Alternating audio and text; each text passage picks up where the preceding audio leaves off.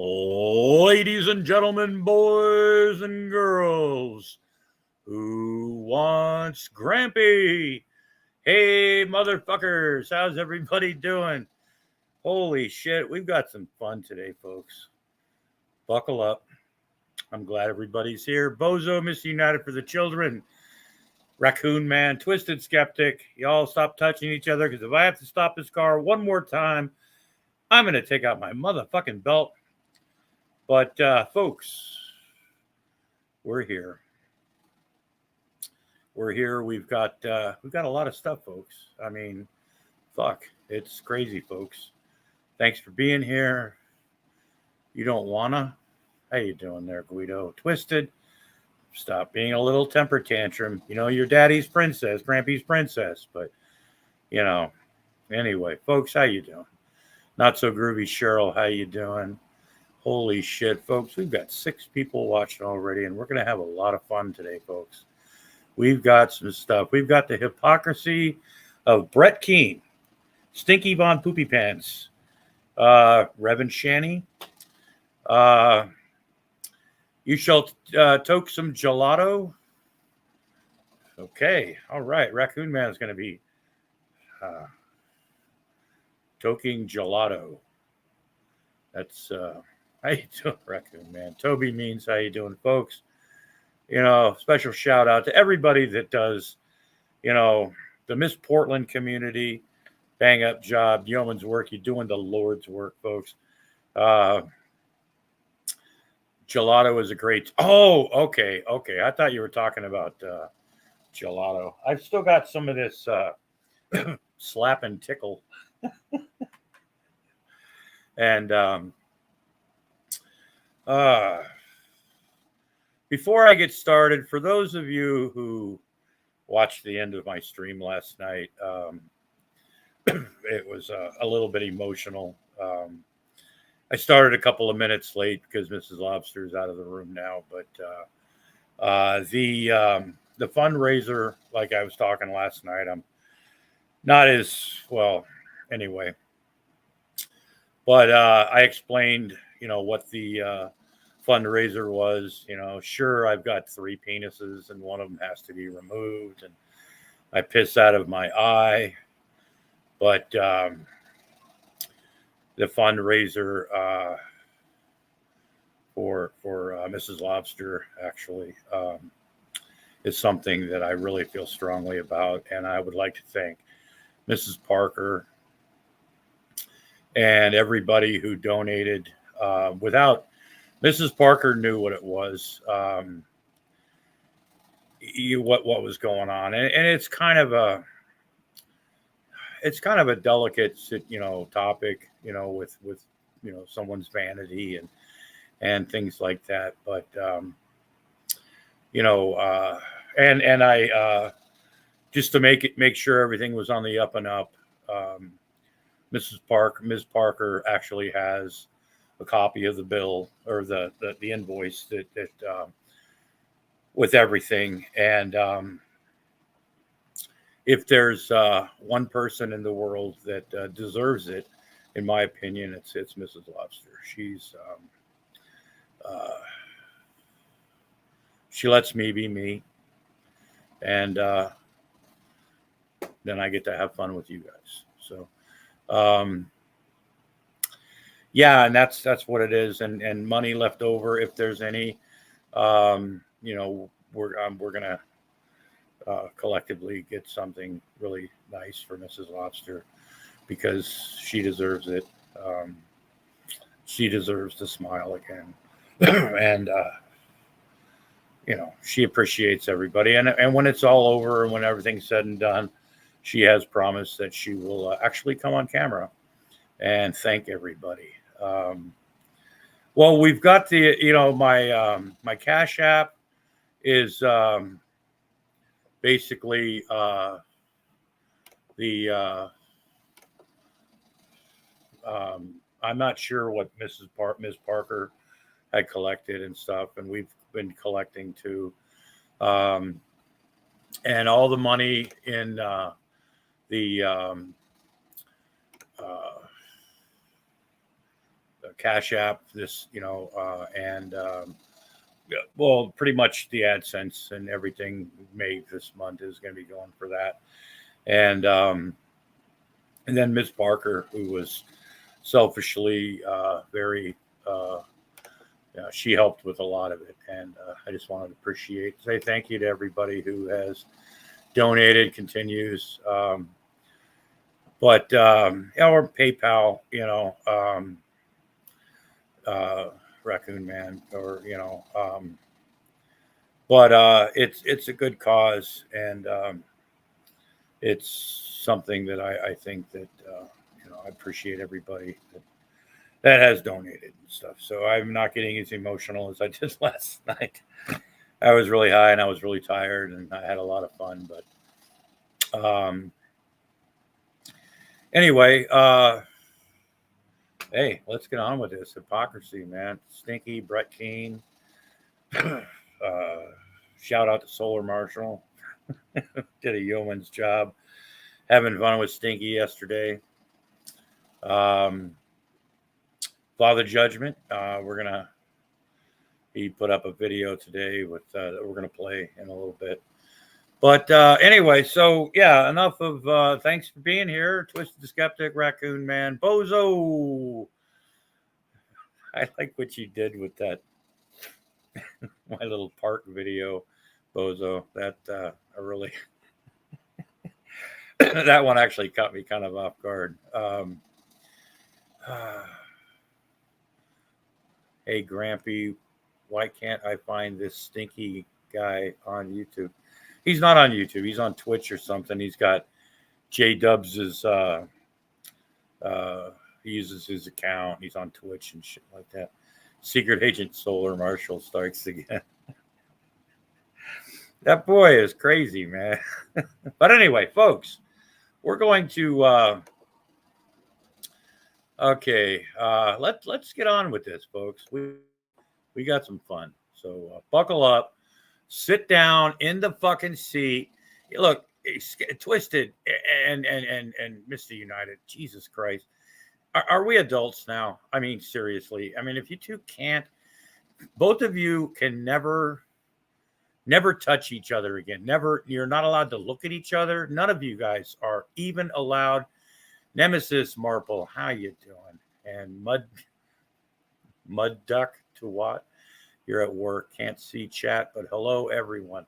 Well, thanks for being here. Folks, we've got a show. Leave me alone, Keith. Go away. Leave me alone. Leave me alone.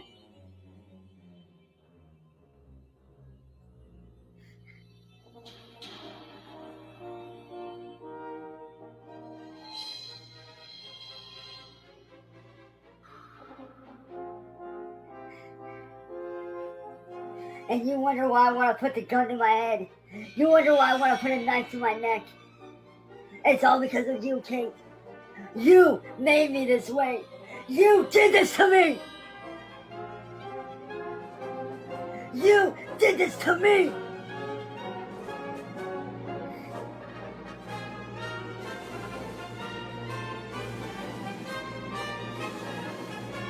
You did this to me. You made me this way.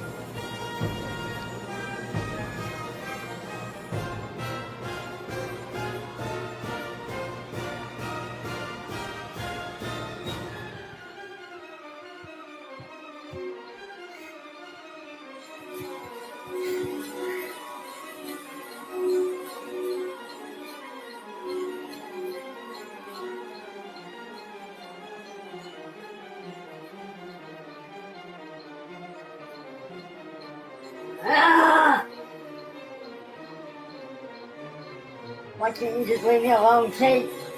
Why can't you just leave me alone?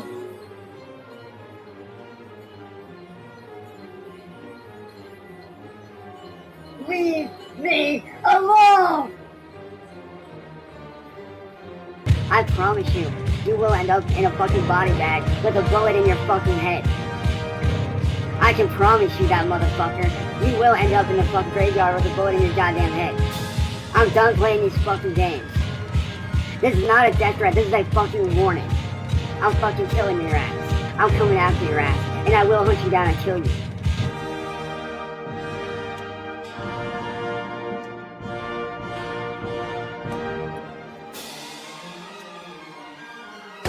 You hear about all those cows trampling the lobsters in Maine? That was me.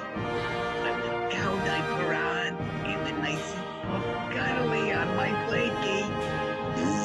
That's right, that was a big one.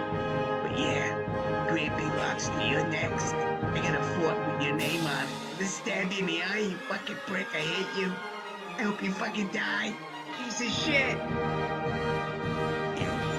Who is speaking? Somebody tell me who is speaking. Who is speaking? Who is speaking? Who is speaking? Who is speaking? Hey, Stinky. Remember, folks, if you're not watching this on the official 2018 Grampy Lobster channel, you're getting played. Warning. Following rant contains bad language and profanity. Your discretion is advised. Strongly advised.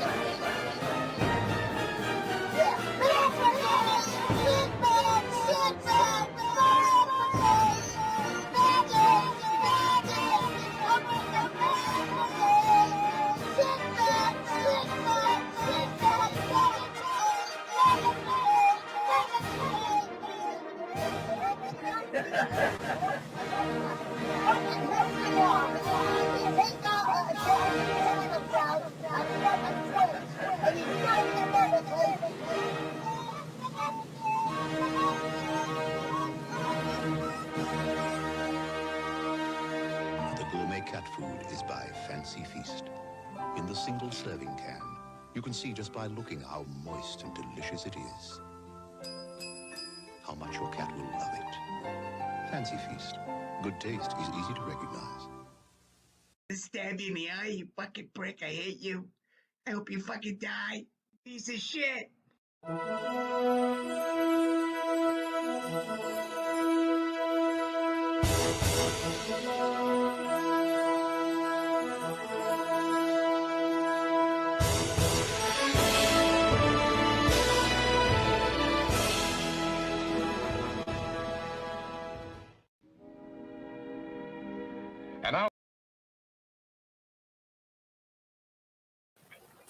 He stands out in my mom's backyard and he stretches out his hands like this. He said, "This is all going to be mine."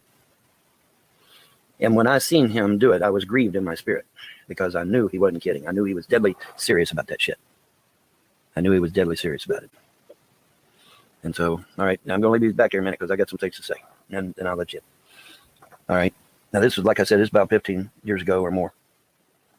And when he said that shit, I knew he wasn't kidding. I knew he was being serious. And from that time until this very day, even, they've been manipulating my mother against her son. In fact, it is my belief now that they've actually been manipulating my mother behind my back, even when we were still living in Ohio. All right. And they say, "How do you know this?" Well, I'll tell you, there's some things happened in Ohio. All right. And I'm just going to flat out say it. I'm going to say it. I am mad as a fucking wet hen right now. And I'm just going to say it. I'm going to tell the whole goddamn world. And then I'm going to go to the fucking major media with it. And they say, "Well, Vaughn, what the fuck happened so long ago?" Back years ago, when I was still married to my first wife, Pamela Sue, I had an agreement with my mother. It was a real simple agreement. It was like, "Hey, I'll take back this $12,000 worth of furniture if you pay off the $8,000 in my student loans." And we call it even Steven. I mean, that's totally fair, right? Yeah, totally fucking fair. Okay. Hey, what you watching? You know I'm all knowing. Okay. That was the agreement me and my mother had. Guess what happened? Can you guess what happened? Yeah, she reneged on the agreement. I took back the $12,000 worth of furniture. But unbeknownst to me, she didn't keep her end of the bargain because someone was squawking in her ear. All that years ago, was squawking in her ear not to do that, not to keep her end of the bargain, not to keep her agreement. And so as a result, I am totally and completely devastated financially. All right? Totally and completely. All right? I'm up to my fucking eyeballs in debt because of it. All right? Now, who would be that fucking cruel to do that? Well, somebody with an agenda, obviously, right? Someone that has an agenda. And I'll tell you something else, too. Hang on, Rosalie, I'll get you in a minute. I got some things to say first.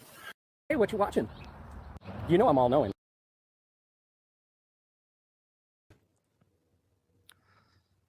Oh, yeah, you're trying to trigger me right now. Yeah. I know what you're trying to do. You're trying to trigger me. You know? That's what you're doing. You're triggering me right now. It's not working no more. Trigger. Yeah, Grampy, is he still trafficking human beings? Is Grampy still trafficking human beings in Ohio? Just curious. I heard Grampy was a trafficker, a human trafficker, you know? You know, I heard rumors about Grampy being a human trafficker.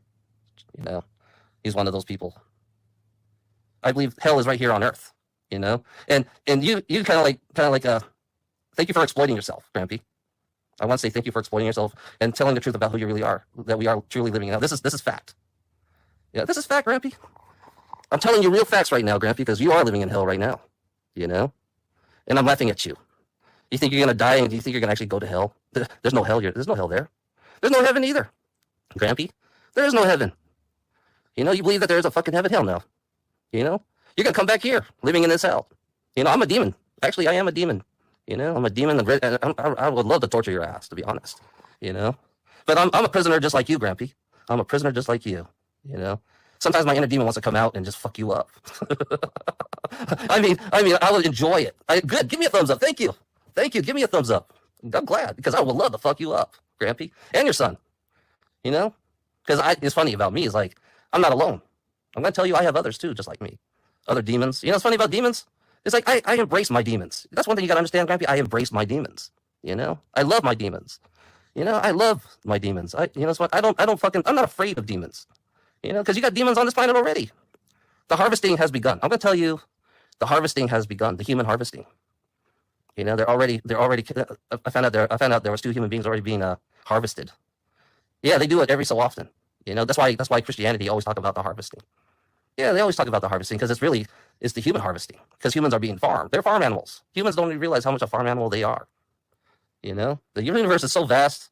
I'm gonna tell you how stupid you really are, Grant, because right now you think your intelligence make you alone. Your intelligence make you alone. That's what your intelligence does.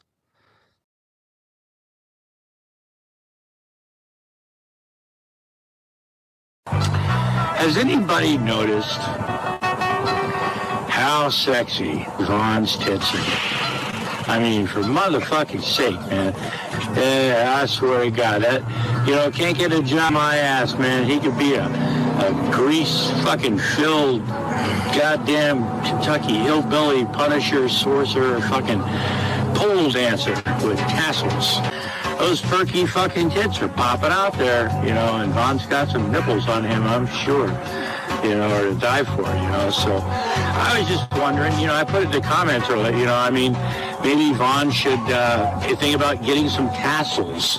Because I mean, you know, he's into dog gangbangs and shit like that, you know, so, you know, I mean, if he straps on some, you know, puts on, I don't know, maybe if Vaughn strapped on a dildo and maybe some tassels, holy shit.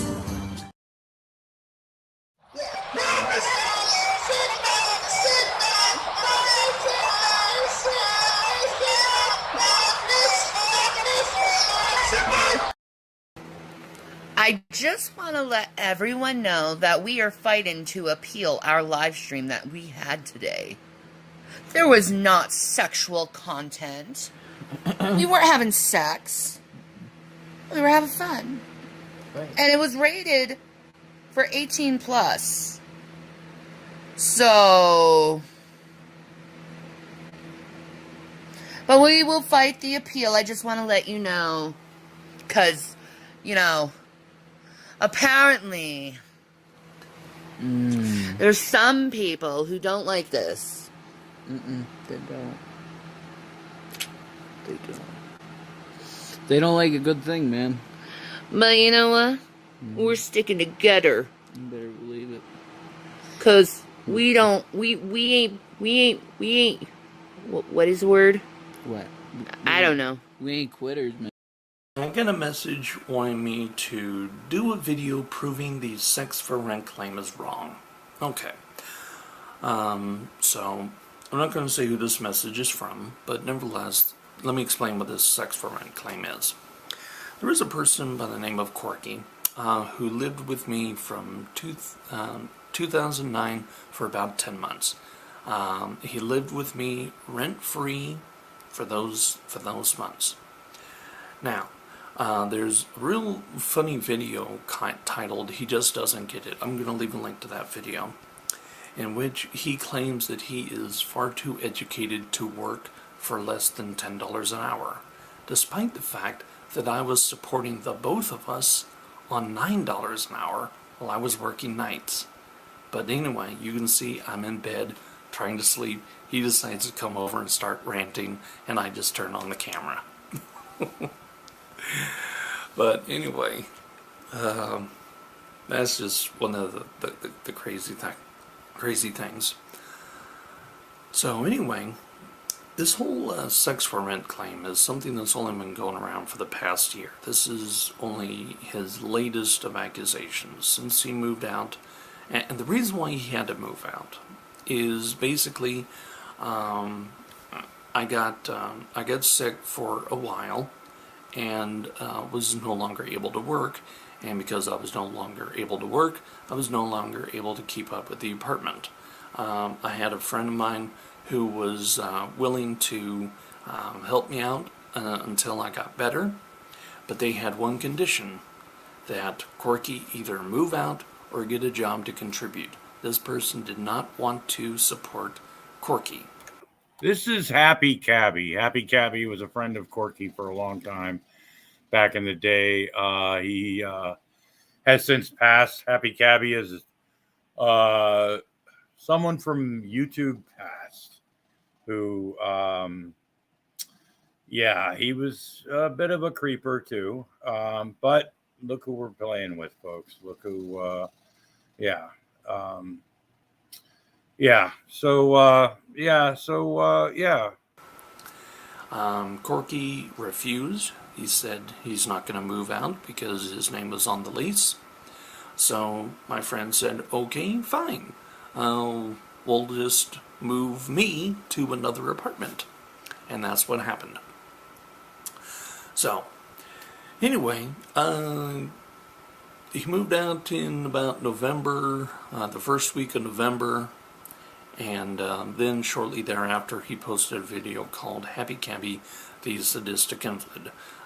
His account has since been removed for terms of service violations, but there's a few copies out there.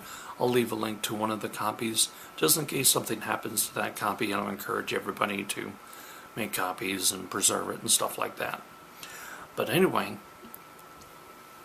in that video, Happy Cabby, the Sadistic Invalid, he describes me as being bedbound and requiring nursing 24/7. So, which is not accurate, by the way. I was capable. Now, yes, I was in bed most of the time, but, you know, I was able to get up. I was able to, you know, go to the bathroom and do other things. I was able to do stuff, but yeah, I was sick for a while, but I was not requiring nursing 24/7. So, let's move to the next video.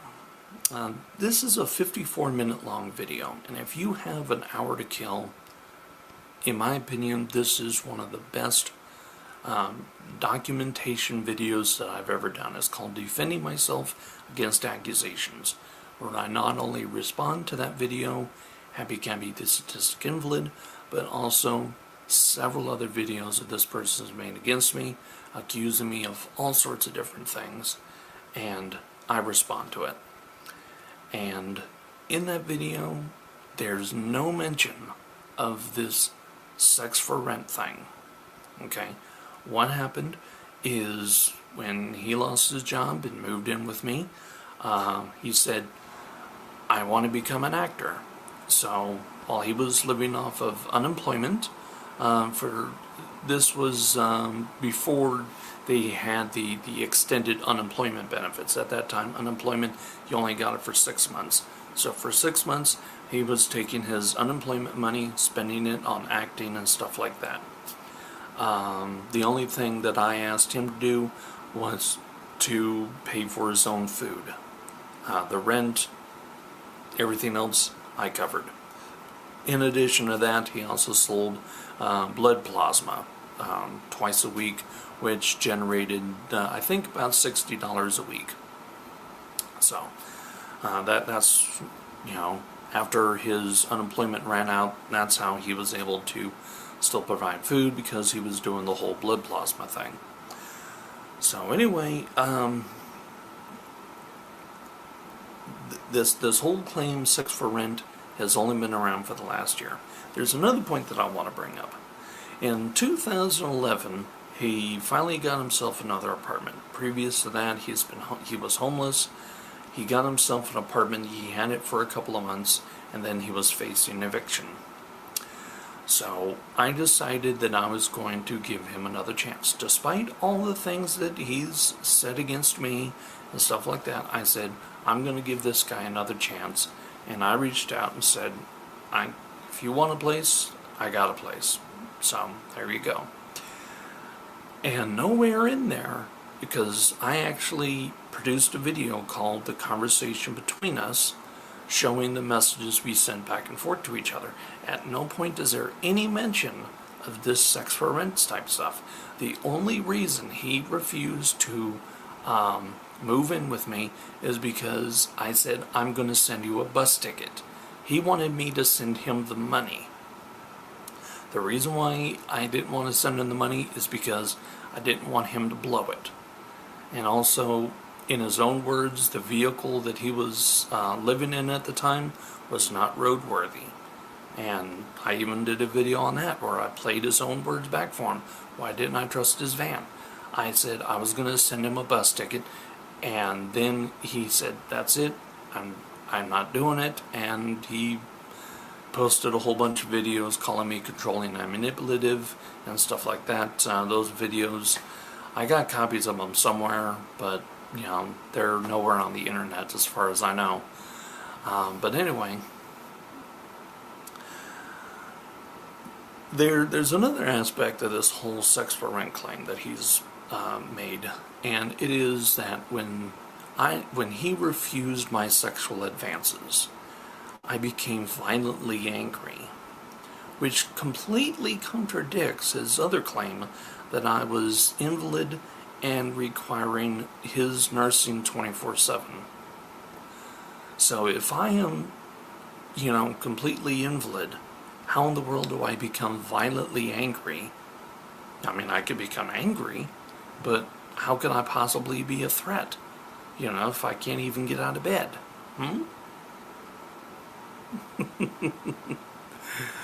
So, anyway, of course, I was able to get out of bed. In fact, when I moved, I moved via city bus. I grabbed what I could, carried it, went on the city bus, and the city bus is how I moved. So, I was able to get out and about.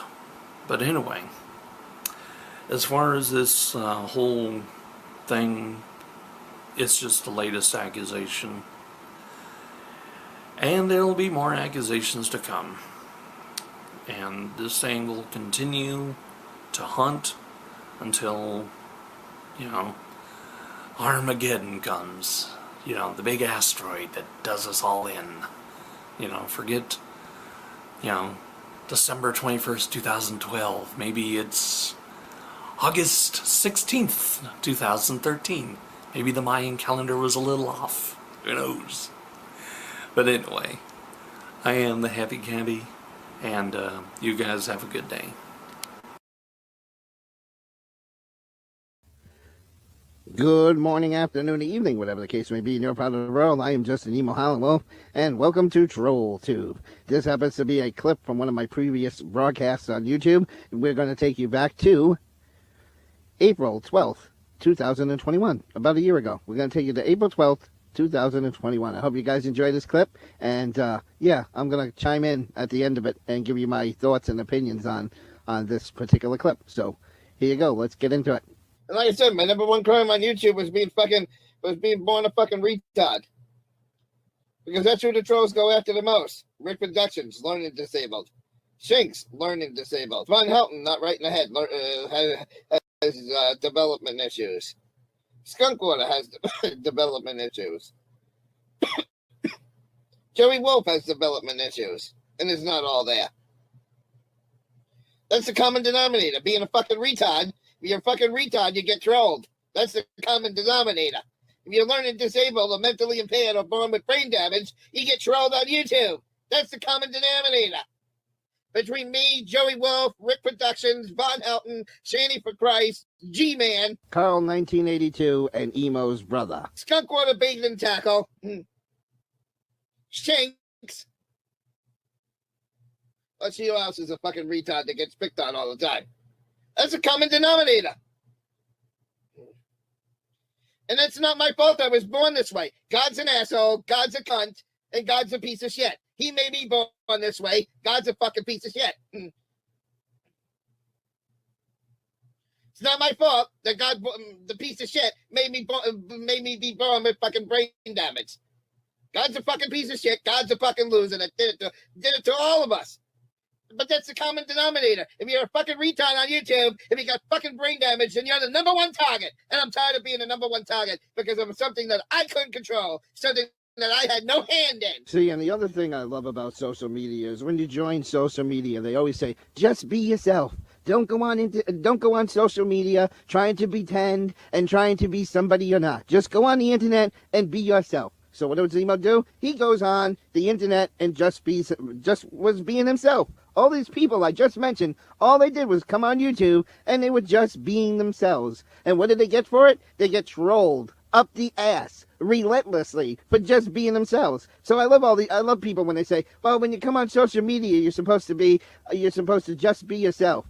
We tried to do that on YouTube. We never put on a fake facade. We never pretended to be somebody who we weren't. We just came on the internet and we wanted to be ourselves and make friends. And because God dealt us a shitty hand, a shitty deck of the cards, we get trolled. We get called those cows. We even get demonetized for no good reason because the trolls have a field day with people who are brain damaged. That's right. The trolls have a field day with brain damaged people. And all we wanted to do was come on the internet and just be ourselves, like they tell everybody. Isn't that what they tell you when you go on social media? Just be yourselves. That's all the people wanted to do.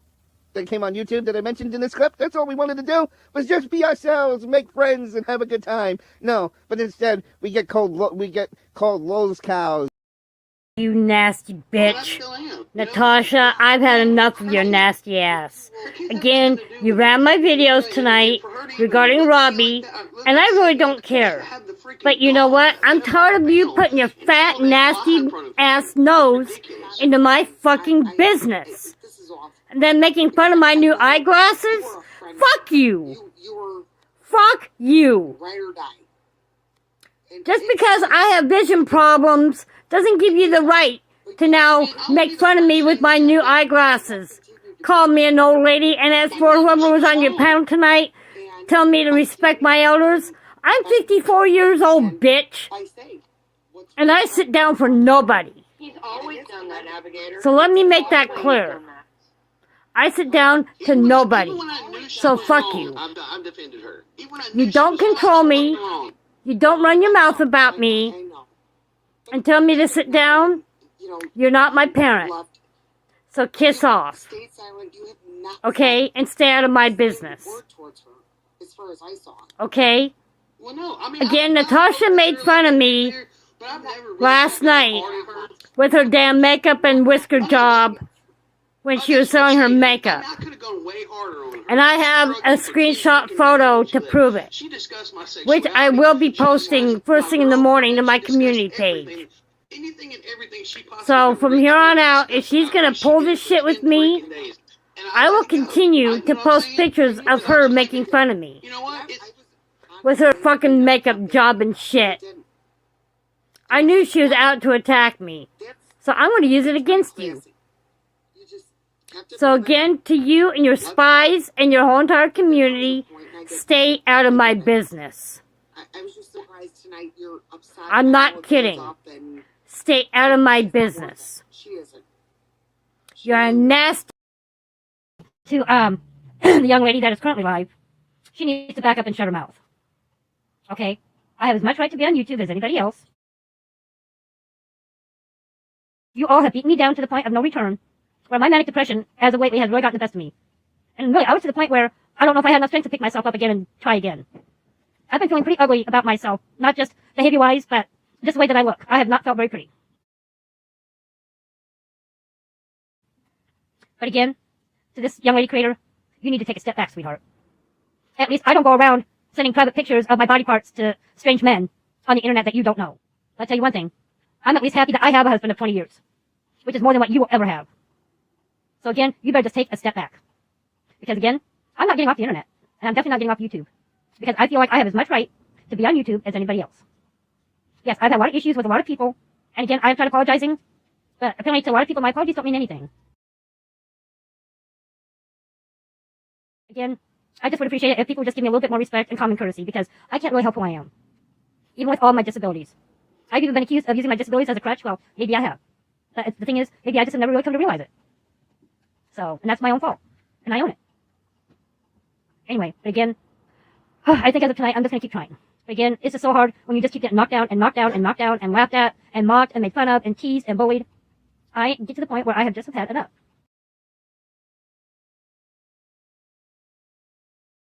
Morning, all.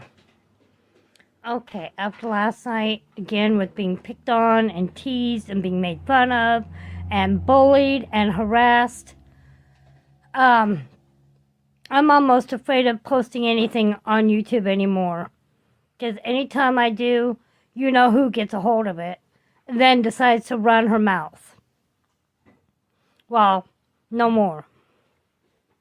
So go ahead and bully me and harass me, because it will continue to get reported. And to Lycan and his community, again, I thank you for your kindness. And the fact that you do respect me and you find me funny. Well, anymore after last night, I really don't feel...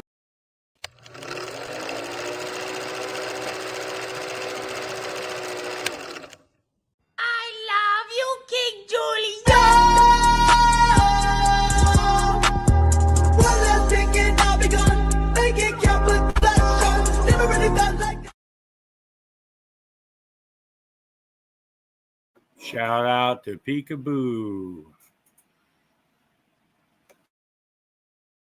Peaky presents. Mrs. Portland and Walter. We love to bring drama. As you can see, I am also wearing a beautiful negligee tonight that was given to me just this year on Valentine's Day by my wonderful loving husband. And yes, today was my son's 18th birthday. He happens to be in bed now. He got a beautiful Xbox One from his godparents for his birthday, which I think is pretty neat.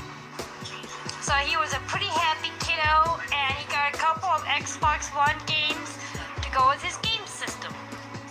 So he had a pretty awesome birthday. Alright, I just wanted to show off my beautiful negligee tonight. I don't know if anyone can see this. And I think I look darn hot. I don't know what you all think. Have a good evening. It's showtime. 1 hour later.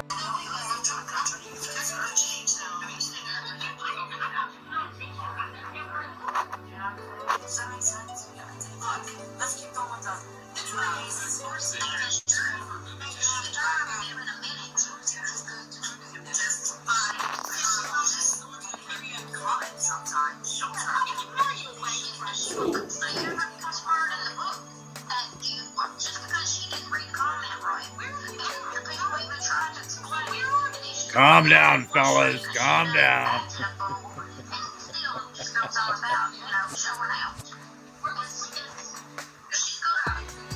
through there, Broby.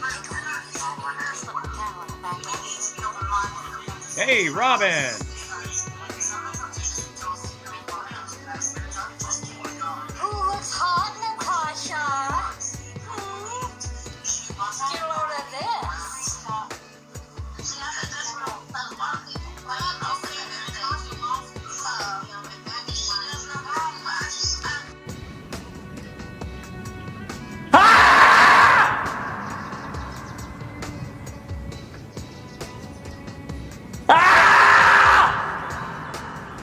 A few moments later. Look at this, Natasha. Don't you wish that your man had something like this to wear? Look at this hunka man. I have more man than what you'll ever have, Natasha.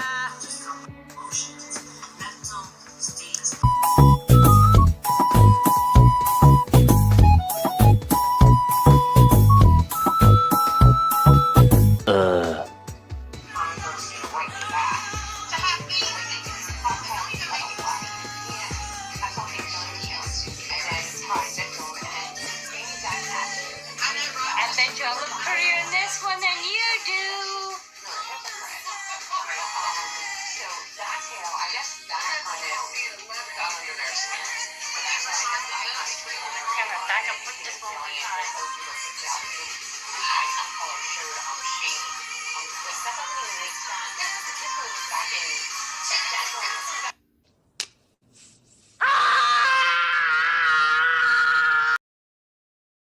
Hey, give me a break.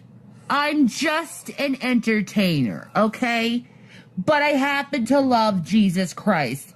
Can you understand that? It's that easy. I'm an entertainer. I like to entertain people. I like to give people frickin' entertainment.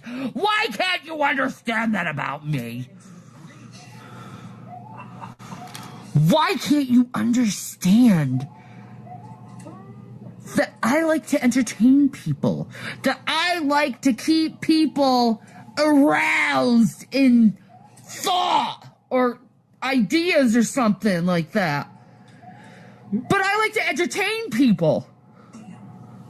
Why can't you let me do my art? Why can't you let me do my friggin' art?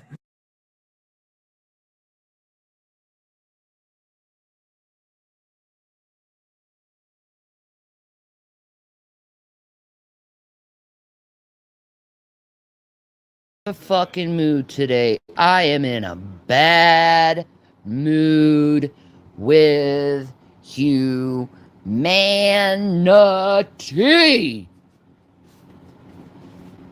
I think I am done with the human race. Can I just get... Well, because somebody said, well, Ron, why don't you go back to being a tanker? Well, I can't. Everything's different. Fucking, you wouldn't even fit in one nowadays, dude. No offense, but they're built for guys that are fucking 18 years old. Yeah, they're built for young guys. And your weight limit is whatever, and you can't. The limit, I think, to going back in the Army is 42. Shout out to No, it's Solar 50 something, Marshall. but you Doing got to the be Lord's fit. work. No, it's 50 something. 50 something. You can go back in the maybe the reserves. No, it's 42, bro. I don't know. I think it's 50 something. The fuck you want a 50-some-year-old guy in there for? I don't know. Because of their experience, dude. I mean, if they got a lot of experience, they'll want them back in. But see, I ain't got that much experience anyway. Okay. I ain't got that much experience, so they ain't gonna want me back. No fucking way. What millimeter cannons were you firing? What were your guns?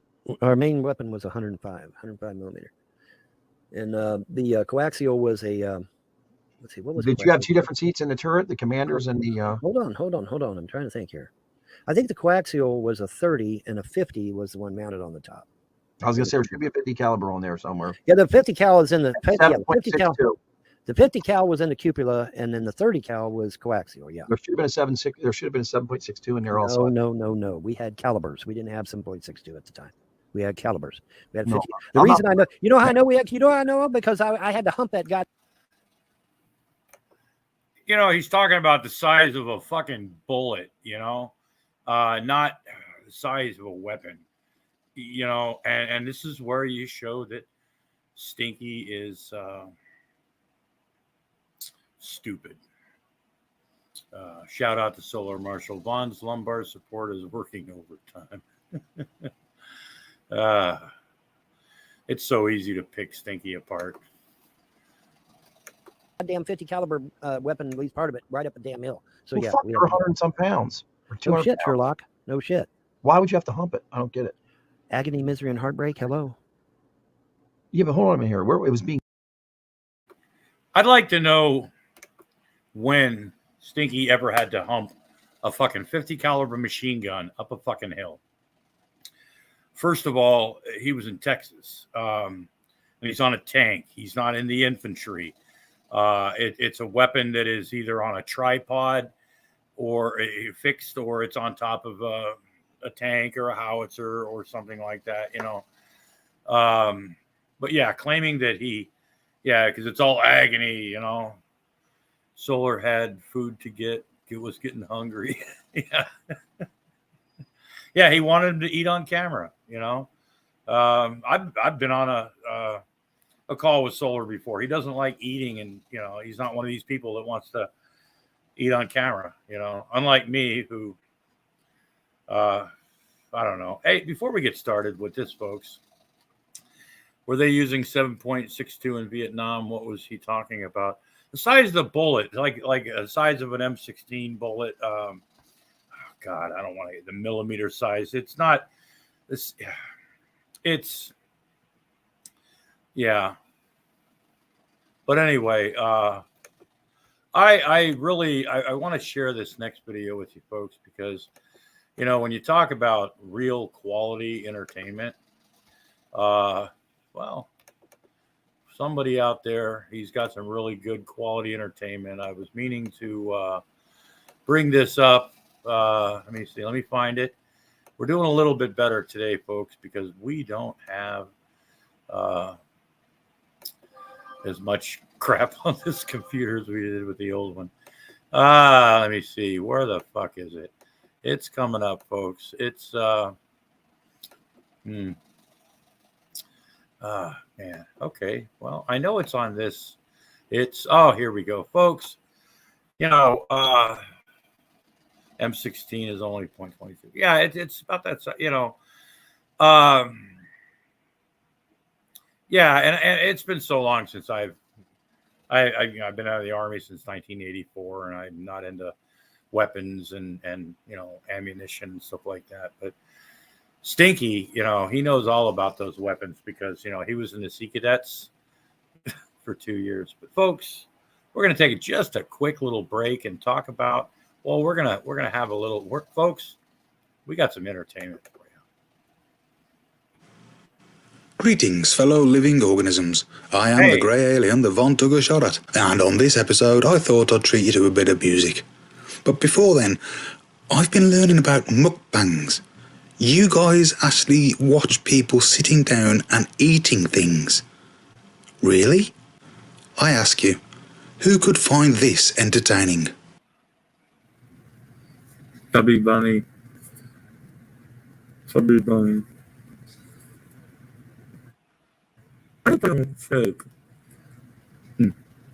Chubby bunny. God damn it. Yeah. Oh, Jesus. Chubby bunny. Chubby bunny.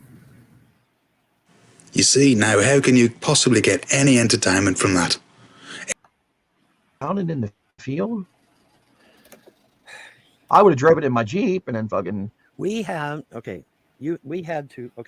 we would go on marches, okay, and you had to carry the 50 and you had to carry the 30, and the 50 was so fucking heavy it had to be broke down in two parts, and whoever got the heaviest part. Yeah, the 50 caliber machine gun. There's a barrel, and then there's the main, you know, piece, whatever they call it, you know. So it's broke down into two pieces. Yeah, it's got a barrel. It's got a detachable barrel, because you can change the barrel, you know. But he makes it sound like he was G.I. Joe or fucking Rambo or some shit when he was,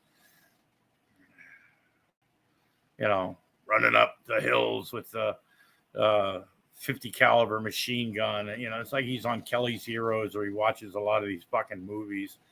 You know, it's hard enough humping a something like that. Might have been a 60, you know, a 60 cal or a M60 machine gun. You know, not a 60 caliber. That was something that was more, sub to Gray, folks. He's, we love you too there, Sir Little Wolf. Sub to Gray Alien, you know, folks, he's from another world. And, he needs, he's a nice guy. I mean, I'm not going to try to pretend I know exactly what it is. A lot of thought Von Humpen of 50. Yeah. Why would they have to carry it? You know, the farthest I ever had to carry something like that was from the arms room to the motor pool, which, and a lot of times, somebody would, take it from, I don't know. He was a crack shot, puppy power. But Vaughn's an idiot when he talks about it. And Solar loves to go in there and just poke at him and stuff like that. And which was usually me. I'm the smallest motherfucker, so they always give me the fucking breach. And so I'm lugging this fucking breach, No, you weren't. Fucking hard, man. It was heavy. The guy that rode of course, the guy that had the barrel, he didn't have it much better. The barrel was heavy too, but the breach was heavy as fuck, man. I'll let you go on that. I don't know much about the tank you were in. I'd have to research it. The newer ones and stuff like that. There's not much room inside of a turret, and I don't fit very well in a turret. It doesn't matter. Well, wait a minute, hold it, stop. The M1 turret is a lot larger than our M60. I I'm not in an M1. You're not? No, I do Bradley. I don't want to say what all I do. Oh, do. you're doing Bradley's. Well, Bradley is now the M88's got a nice size one in it. Well, the Bradley's not a tank. The Bradley is an ATV. The Bradley's not a tank. So now hold on a minute here. It's got a fucking. They say that it's a fucking transport vehicle, but it's got a fucking hell of a fucking set of guns on it. So anything with a fucking you can technically put anything. I call it a fucking goddamn. This bullshit about calling them transport vehicles is a fucking joke. Now an ACV or an AMP-V is a fucking transport vehicle. We make hospitals out of the AMP-Vs. Right. Good luck shooting through the armor of them. But these vehicles and stuff like that, it's funny how they'll call something that looks exactly like a fucking tank a transport vehicle, but yes, it has the defense systems in there. I get it. They still go 40 to 70 miles an hour. It's incredible how fast a tank will go. But yes, I get the shits of the whole thing. Oh, it's a troop carrier vehicle. Get the fuck out of here. Well, it is. It is. But I know what you're saying. It's a troop carrier, but it's also a defensive weapon because the old 111s or something that Stinky's going to refer to, I think, in a bit. Those things, wouldn't stop a bullet. It was just mechanized infantry, instead of walking, but he was a crack shot with a grease gun. Jesus. And there's battle tanks, and then there's carrier vehicles. Mm-hmm. Well, it's like amphibious ones are awesome. I love the amphibious ones that they launch off the back aircraft carriers into the ocean. I got to get on an amphibious vehicle one time out in San Diego. And those are crazy, man. It's almost like you're underwater, but you're not. They're pretty cool. But it was years ago. I mean, wheels on, and in the very back, they got fucking. It's a propeller, right? It's a propeller on each side. There was several years back. There was a bunch of Marines that drowned in one of them, and it caused major fear. But the problem is, you're not supposed to ever take one of them in the ocean if you have white caps. And they got out there, and the fucking thing, it just fucking started bobbling around. You were a crew member in a Bradley. And it's a baby tanker, guys drowning, which is heartbreaking because it's from what I understand. Once you're under the ocean's water, it's almost impossible to get out of one. Raccoon Man's around here somewhere. The emergency hatches because it's like a vacuum in there now, and until something else is popped, you can't push the shit out. And I guess they panicked, but the thing sunk so fast. I mean, it must have been sinking fucking 30 feet a second. Yeah, these guys were dead. They all passed out, and their fucking lungs went out. But it's that was air. That was man back 2016 or something. It was a big ruling on it. Well, hopefully somebody got the chair for that. Yeah, what the fuck? Yeah. What the fuck does that? If somebody got the chair for that, I mean, Stinky is so disinterested in anything that Solar's talking about right now, because he works on him, for his job. Something that Stinky hasn't had since about the time he got out of the army, but he's not listening because Solar's talking about things that. Stinky knows nothing about. All he ever talks is about my main gun and my coaxial. I want to fire my main gun and my coaxial, and all I ever did was hump a 50 caliber machine gun up a mountain. Because that's what they do to you, man. They get the smallest guy. No, they get a guy that can fucking do it. You're not. It's not a job where you go, oh, let's give it to the little guy there and to fuck with him. No, your job is to get the fucking weapon up to a certain point, not fuck with somebody. And so, you want to get there as fast as possible, I would think. So maybe the little guy that can't barely carry it isn't the best guy to fucking do it. But, Stinky, he was such a hero. He was fucking idiot. Listen, it was dry. It was operator error, commander error, all that shit happens in the military all the time. Hey, go do this. They should have never went out in the ocean with white cats. There's white cats means they're coming out over the top of the fucking amphibious vehicle. They're pretty low on the ground. I'll send you a video of them taking off out of the fucking center of an aircraft carrier. It's incredible. And the Marines do it. They go out. It's not the Navy that does it. The This Marines was a good side the Marines chat. and the Navy are all pretty much one. People don't get that. Oh. And that's why. Don't tell people in the Marine Corps. I don't know, is the Marine Corps still part of the Department of the Navy? I know a lot of Marines don't really like that. But yeah, he said he was driving through mud puddles. It's just an old Army recruitment TV. Yeah, exactly. You can look at a lot of these. I've got that commercial actually on the other old computer, like driving through mud puddles and shit. I've drove through lots of mud puddles on a howitzer, in a fucking Jeep, and a deuce and a half. It was when you were in the Navy. Mod deuce, yeah. He learned some words and got to look at some stuff. And like Marines, Marine means water. Yeah. But yeah, I mean, like I said, if you're like Navy SEALs, the Navy uses SWIC and SEALs and shit like that for land. They don't utilize. They'll use the Marines if they got a big combat operation going on. And if the Marines have trouble, they've got their own special forces back up. The Army's got Rangers. The Army's got Green Berets, paratroopers, whatever the fuck you want to call them. I work with all those. There's a lot of fucking really badass fucking guys I work with, and they never even talk about anything. You see a guy limping, he's like, oh, he was blown up by an IED in Iraq. He's 82nd Airborne. I totally agree with you, I don't like to talk about it. None of them brag ever. Yeah. You never know who did what, but then when you become good friends with them. I was told a story.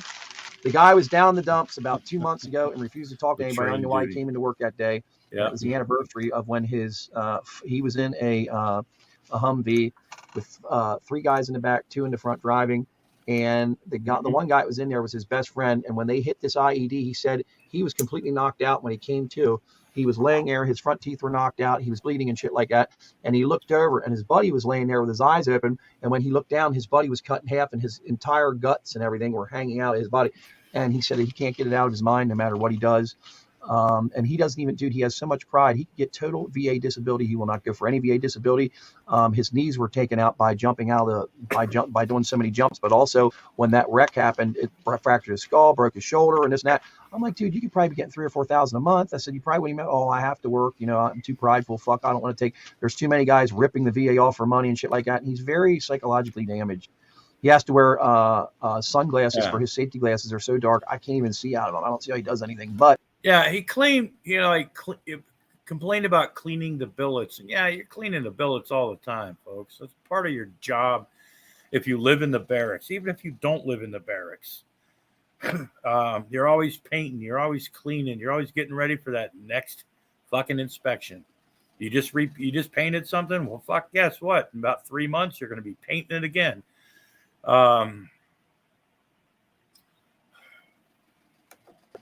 He's a good guy, but he scares me when he gets mad because it's like I always get worried he's going to go postal. Yeah, there's some people out there. He definitely needs help. He's got PTSD extremely bad. Sounds like if he hears a loud noise, he completely freaks out. But him and I have become pretty close. He's told me some stories, and I never want to hear any of them again. And he told me about 3 stories. But the one where his buddy's guts were just pouring out of his body, and he said he grabbed him, was trying to shove him back in and pull his legs. Stinky's looking at the chat, like, hey, he's waiting for Solar to stop. And there's one thing about Solar, he likes to talk, and he likes to have a good conversation. But Stinky's not even talking to him because he's checked out, folks. He's doesn't give a shit. He said it was blown off right at the hips. He's trying to pull his legs back to the body and put it back together. Yeah, absolutely. And the guy was dead, and I seen the guy's family write him. They wrote him and shit. We're like, thanks for everything you did, blah, blah, blah, blah, blah. Because they were best friends, And he was 2nd Airborne for, I think, 10 years.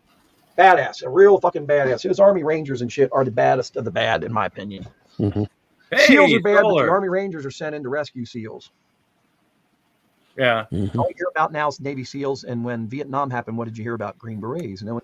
Oh shoot, yeah. Well, I mean, the Rangers are the best. The SEALs thing, yeah. I mean, it's a competition. I mean, everybody's the best. I mean, they're all elite forces and stuff. But it doesn't move more than 3 feet in a month. You paint it. Oh yeah, no shit. Oh yeah, that's not just a Navy rule, man. Holy shit. And even if it moves, paint it. Fuck. Jesus Christ. You know how many lines? Remember line, have you ever been to the motor pool, where they got the lines where you park all the vehicles and shit?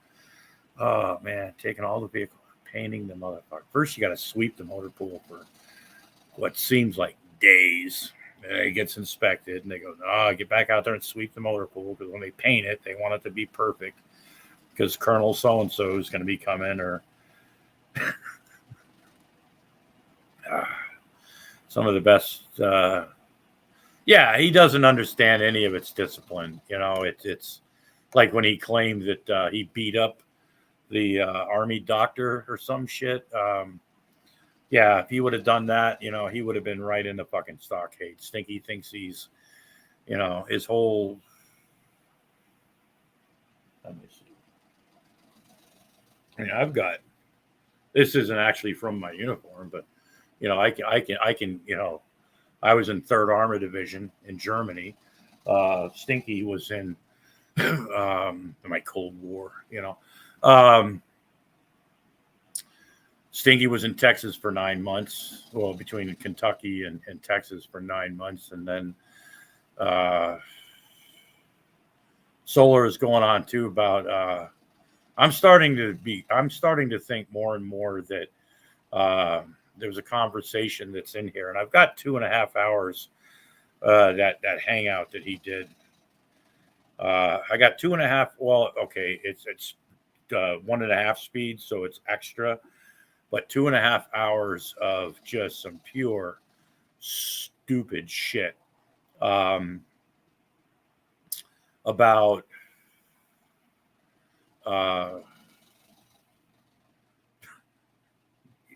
Folks, you fucking name it.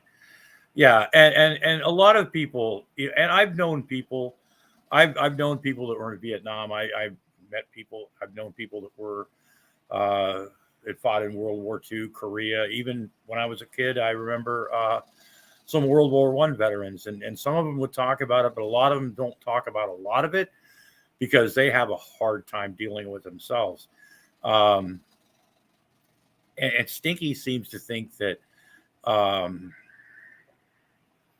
he's got this idea of what the military does or how the military operates, like when he talks about going into the office to talk to the captain, God, even when I was an E5, if I would have ever looked at my battery commander or company commander, if you're in another one, and said, "Hey Cap, how you doing?" Right? I wouldn't have been a sergeant no more. Well, I did get busted, but it wasn't for that. But he has a 12-year-old boys playing G.I. Joe's image of the military, and that's why he didn't last. And it is another part of this where somebody keeps bringing up, throwing out the idea that he was a narc. That maybe he turned in some people for smoking the devil's lettuce, maybe doing something they shouldn't have been doing. Thought he was going to be well, he seems to think that being a narc or a snitch is a badge of honor.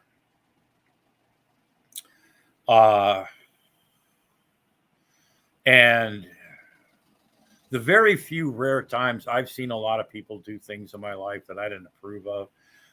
Some things in my life that I didn't have any part of, whether it was drug, drinking, all sorts of activities. And the one thing you don't do, especially when you work with people, and if it doesn't affect you, I guess, is you got to know when to shut the fuck up, ignore shit sometimes. The fucking military, because when you go around, and even people who haven't been in the military, in everyday life, if you go around snitching on people, just because you think it's the right thing to fucking do. if they're not hurting anybody, if they're smoking a little bit of weed, you know, if they're doing some recreational drugs or whatever the fuck, you know. But Stinky was this, you know, fancies himself a straight edge, doesn't drink. Says he did cocaine one time, but he didn't get high. And because apparently he's immune to cocaine. You know, he also went to Studio 54, you know, to pick up chicks. You know, being a Karen ain't cool. Yeah, well, he's. How you doing, Robin? But yeah, he's got rat all over him, you know. And there's a part of the 2.5 hour that I really kind of feel like getting into, you know, a little bit. But I just wanted to give Solar a shout out because, God, when who tell you, the boy, he ain't as dumb as some people think he is, man. You know, sure, Solar likes to, you know, sometimes, you know, but he's doing the Lord's work, folks. My guess is he's one of those things that got Stinky in trouble. He played snitch to carry favor in high school. Yeah, exactly. Yeah. Yeah, you know, and you know, there are times, you know, when you got to, you know, for certain situations, like if it's certain abuse, or, you know what I'm talking about, folks. There's certain times when, you know, somebody has to step up, you know, and report something. I get that. I'm not saying never be. Yeah, Solar does play the lawn game. Jesus Christ. Oh man. But yeah, there are certain situations, you know, in life, you know, if you see something, mandated reporters for abuse, and you know what I'm talking about. But other than that, you know, I mean, if it's not affecting you, you know, and why do you give a shit, you know? But Stinky, you know, he doesn't live like that, you know. I mean, I see things in my life that I don't, you know, I don't want to say that I don't approve of or anything, but I don't do, or I don't, you know, and I'm like, whatever, you know. But Stinky's a model citizen. He's hey, he took an oath, folks, to protect the innocent, you know, and the abused, and he rescued children from cults. But he couldn't keep his own kids because because of the trolls. The trolls are, yeah, holy crap, that means a few good minutes. Yeah, exactly. He's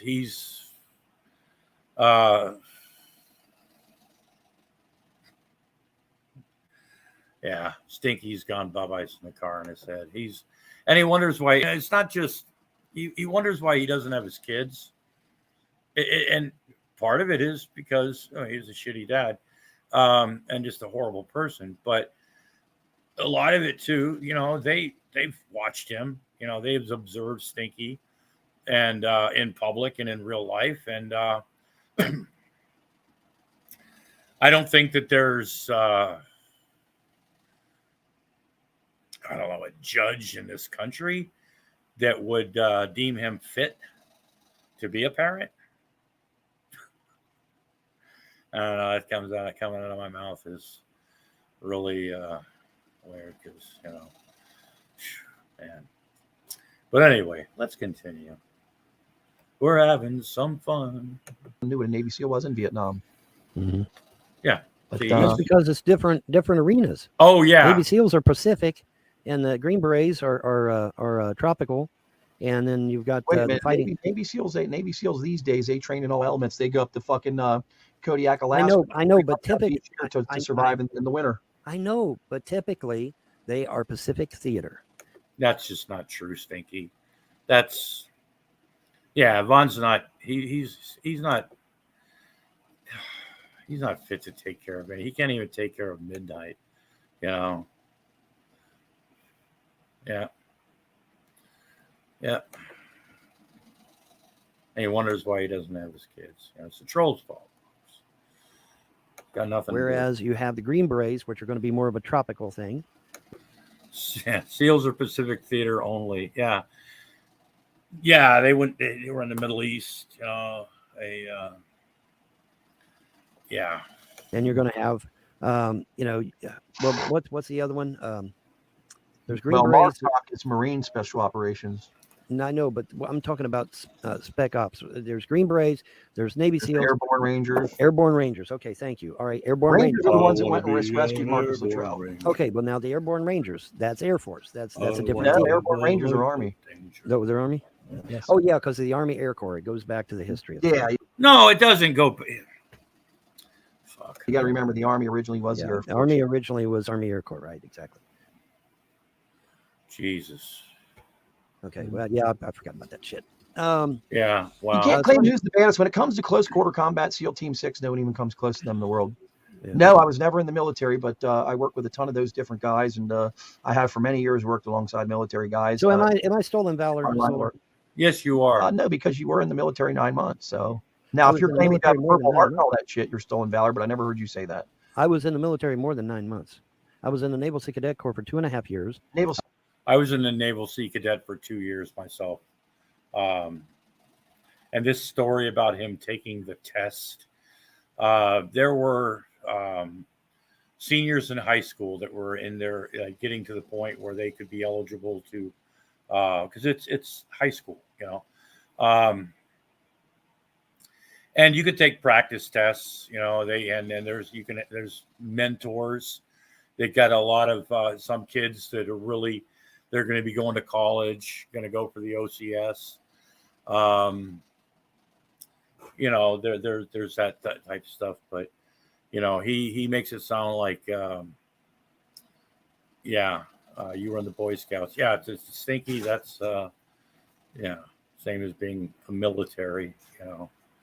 Cadet course pre-18, right? Yes, but That's still, yeah, I was, but I was still studying to be a real Navy officer. I was taking a test. Real Navy officer. To become a real Navy officer, you got to go to college. I was taking a test to become a real naval officer. What was it? No, they have the practice test. They have that same test to check your. It's not the ASVAB test. That's check your.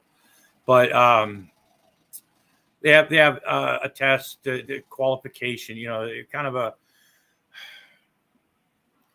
I forgot what they call. But yeah.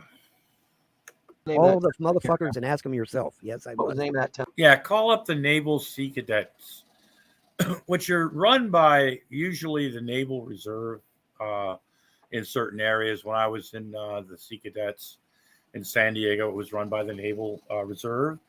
Same with Double Pups in the summer thing they have with the Marines. I went to that for 2 weeks at Camp Pendleton in San Diego.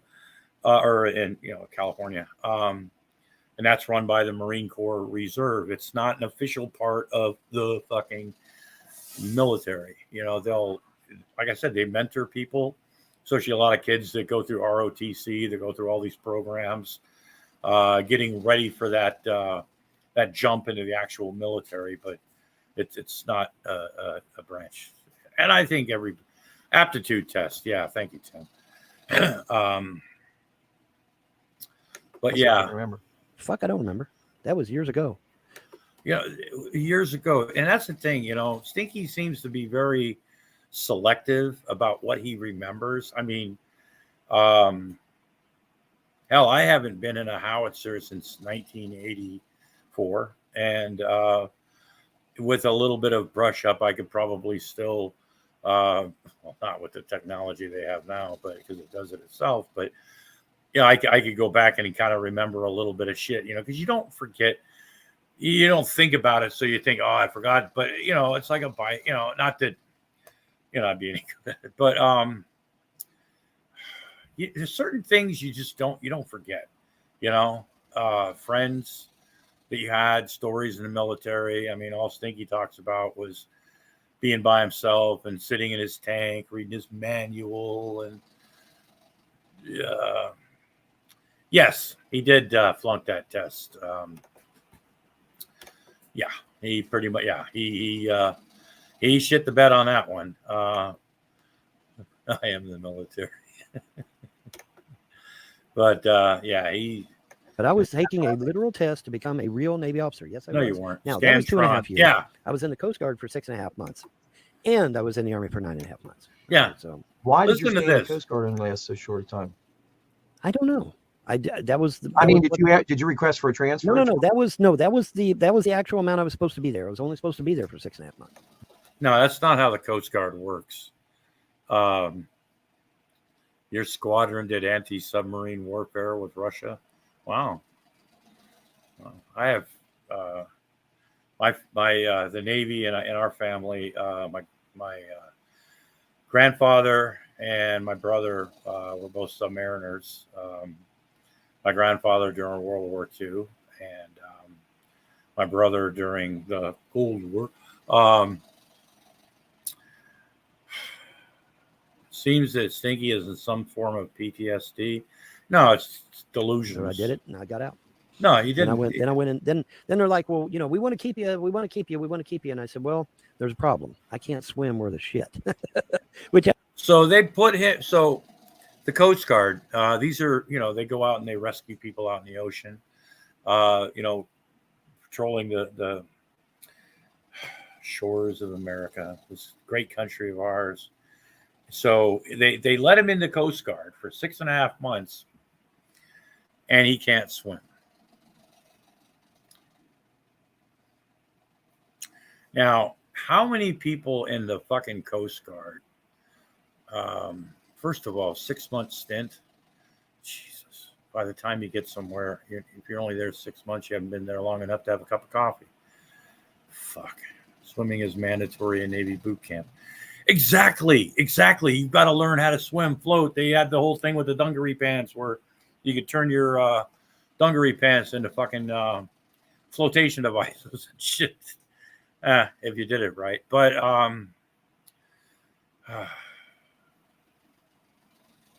yes, we can start calling solar the harvester.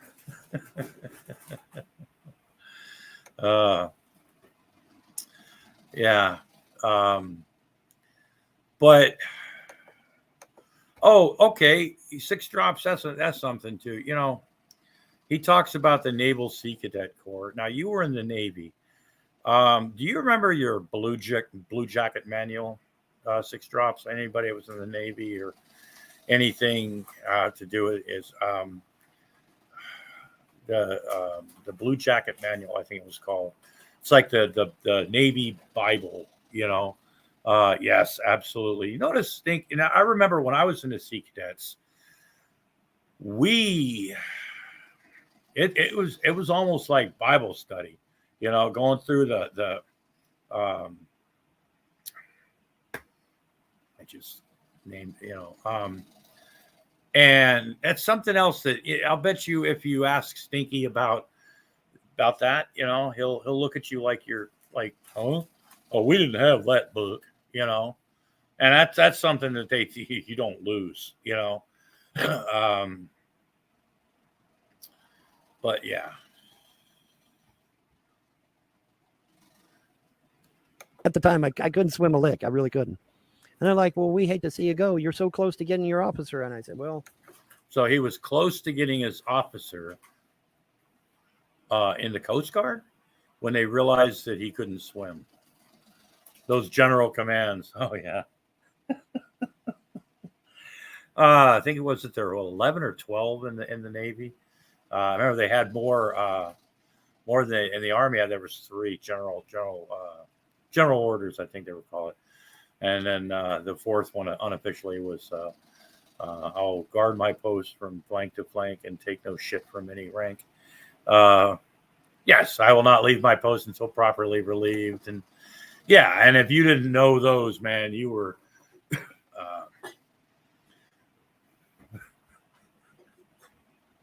the problem is that one toss in the water and I'm dead. So I mean, Hey, Hard Truth, just to let you know, my customer would be the military. So yeah, you'd be surprised who I've met and who I've just at that company. Some of the yeah. Hey, Eileen like Ebony. No, Todd, you're not blocked here. How are you, sir?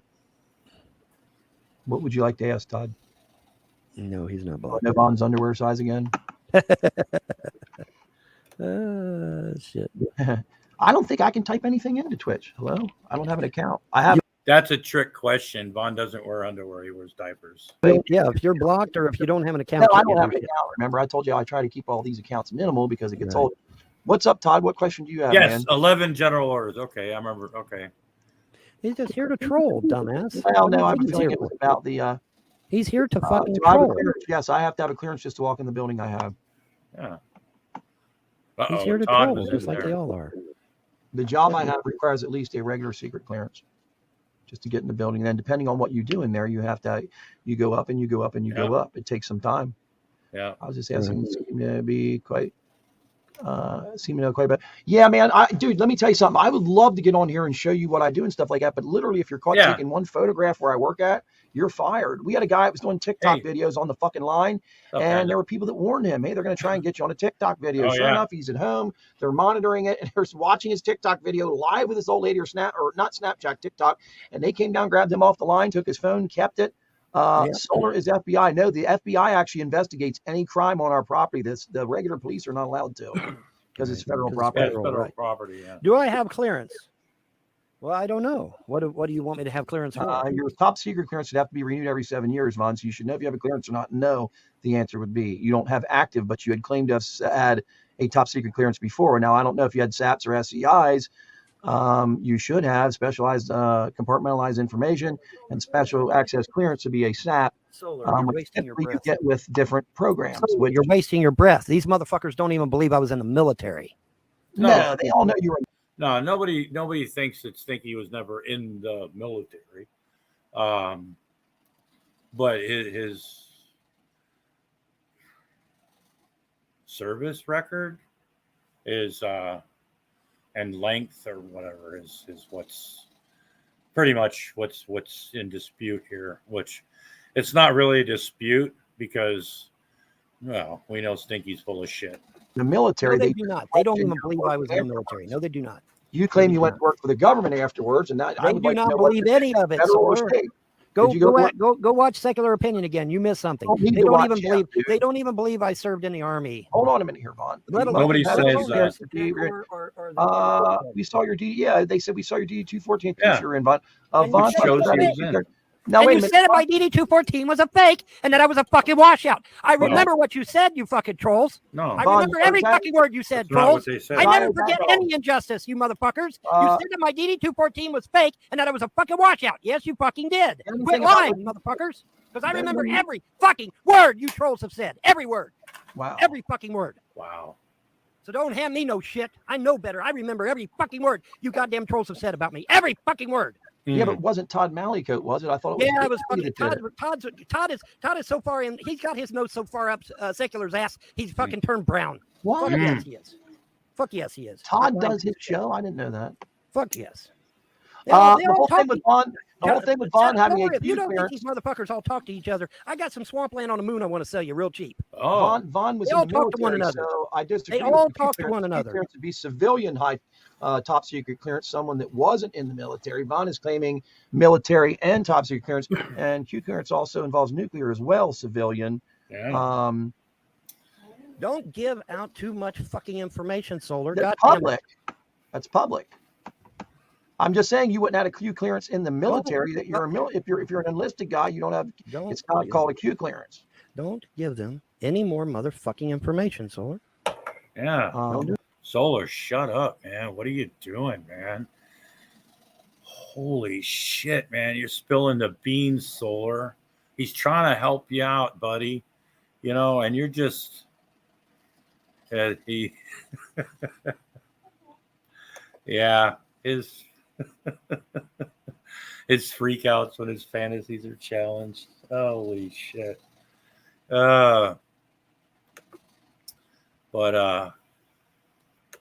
Here, Vaughn is screaming. I wish he'd calm down. No, Todd Mallycoat's in total support of you. He says that you have a DD 214. You know, a lot of people have mentioned bringing up Don Shipley, and I was watching. I watched Don Shipley a lot. Now, I go through pages and stuff, but he's really good, and he's mentioned a lot of the idiots that are out there, he doesn't really bother with. It's the ones that like when you write books, when you make money off of it, and Stinky's is you know, the secret clearance shit. You know, can't talk about this. I really, yeah. You subscribe to Don Shipley? Yeah, I was given access to watch it, and I watch it. It's pretty cool, you know. Lathered Vaughn.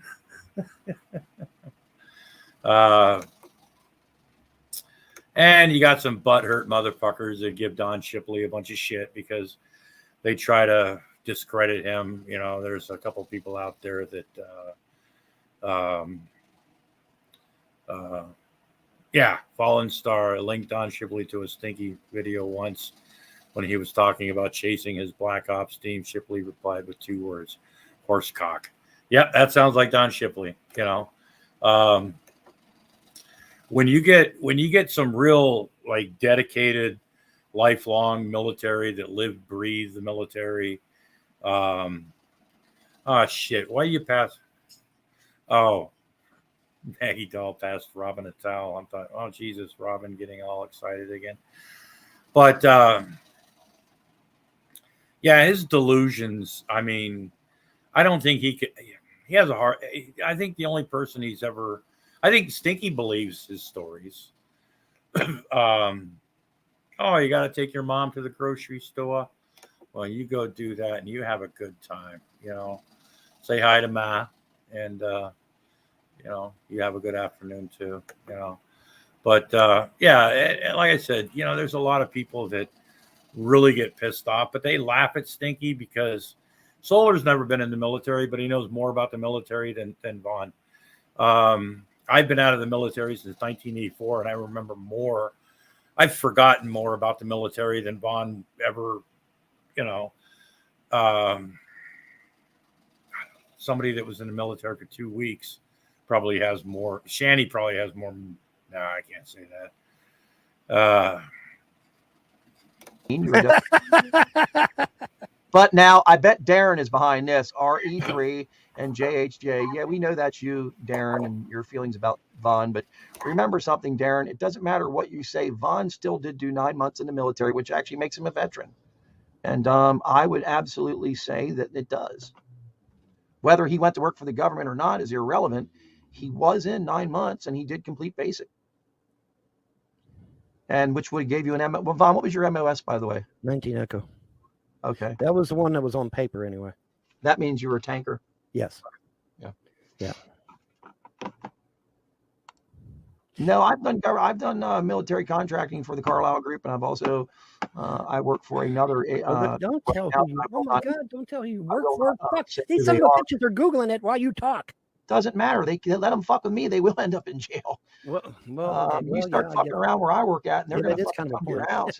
It's not. It's the feds that come to your house, not the fucking local cops. And I wouldn't call them. I wouldn't care. They would. And then they would just come up to me and say, "Hey, OPSEC, operational security measures. If you know anything about OPSEC, we're not even allowed to leave our badges in our car. If our badges get stolen, we can get fired for that. Isn't that ridiculous?" No.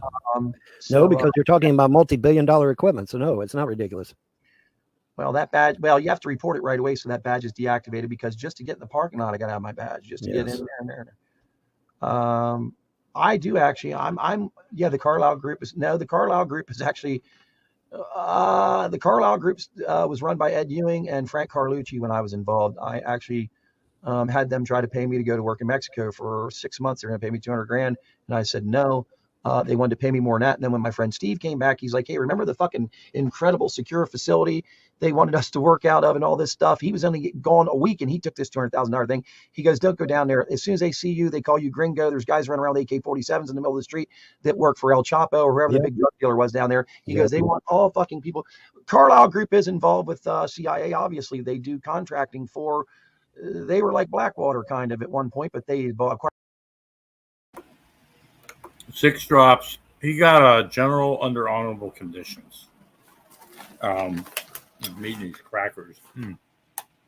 These are really good. But Yeah, general under honorable, non-judicial, cottonmouth. RE, yeah, he was an RE3. Hi, Mrs. Parker. How you doing? I was just I was talking earlier. Isabella, how are you doing? I was I don't know if Miss Parker, if you saw the end of my stream last night or the stream earlier today, but or earlier in this stream, but cat's out of the bag. You know, it's not for my penile, whatever the fuck it was supposed to. Your bent carrot? No, I don't have a bent carrot. I know you don't. Okay, well. Anyway, so I was just talking about that and everything and stuff, and wanted to say thank you to everybody and things like that and stuff and things like that, you know. So anyway, and things. So EG&G when I worked for them. They had acquired a number of different military contractors. But I want to tell you something. George Bush's father was in there, the former president. George Bush's father was the head of the CIA. I met the former Secretary of State, James Baker. He was their main attorney. You met James Baker? He was CIA director at one point. Wait a minute. You're going too fast. You met James Baker? Really? Ed Ewing. You met Ed Ewing? And when 9/11 happened. Hold on, folks. I'm going to chamber around. There you go. For those of you that know that reference. So. And I was working for this company, and they sent an email out and said that anyone is talking about 9/11 conspiracies will be walked right out the fucking door. There won't be any questions asked. And I was just kind of putting everything together. I knew Dick Cheney had stock in us. They went from being worth about $25 million to being worth like $600 billion in like 5 years. And it was all money made off contracts post 9/11. It's crazy. Yeah. They just started acquiring every fucking body. They actually acquired the company I work for right now for 2 years and sold them and made $25 billion. So I had stock options with fucking Carlisle too, which sucks. I'd be a fucking millionaire if I would have been able to mature them, which means get fully vested. I would have had to stay working for them for 7 years. Well, I wish I'd have kept that Walmart stock, but I got rid of it after I left. But I should have kept that shit. Would you have some original stock? I had original Walmart stock, yeah, from years and years and years ago. God, I think one original Walmart stock, if I'm not right, is worth like $1 million right now. Exactly. That's what I'm saying. Why do you think I'm saying that? Why do you think I'm saying that? I wish I never sold it. All they did was sell American products. Now all they do is sell Asian. Now they sell everything. Yeah, I know. Chinese shit, garbage. I say Vaughn is CIA. What do you say, Solar? No. Am I CIA? No. You're an idiot. No, you're an idiot. Am I FBI? No, because my former best friend was NSA, and I know a lot about the NSA. And, am I FBI? 2017, no fucking way. Am I FBI? No, because you've never been to any of those places. You're an idiot. You have to be trained for, it takes several years to become one of those agents, and you would have some type of benefits or something with all the bullshit you're going through if you were CIA, NSA, or FBI. That's why I asked. Hold on. To work for the government. I don't understand who you're working for. Hold on. There is such thing as a disposable hero. Okay. Oh, they exist. Don't tell me your shit's all classified. I don't even want to hear that. That's not what I mean. I mean the government uses you and then discards you like a fucking newspaper.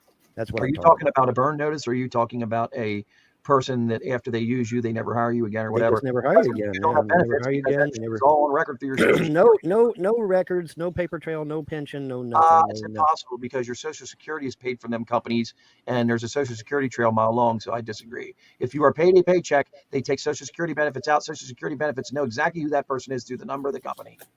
Well, I never got shit. So you tell me. Never got paid? I never got shit. You tell me. If I got paid. I got paid. Looking back on it now, that's a paper trail, man. Looking back on it now, it wasn't much. Okay, so you're busting up drug lords and pimps and all that shit, but you're not working for the DEA. You're not working for the. Well, now I was. Because if you went from Army to them, it has to stay federal. The Army's not going to put you to work for the state or the city police. No, they're not. I did get arrested. I did almost get arrested by a lieutenant, though. Were you in Army intelligence, Vaughn? I'm not at liberty to say if I was or was not. No, yes, you are. No, I'm not. What I will say this. I will say that I was almost arrested by a lieutenant in the police force in Killeen, Texas. There was some things that I was doing And apparently they called this detective, the second Louis detective, the civilian, Who did? civilian lieutenant. Who called And him? he's a detective. He was a private investigator, Who detective. called them? You said they I called don't him. know. I don't remember. But anyway, he comes to me, approaches me, and next thing I know, I'm spread eagle on the front of a fucking car.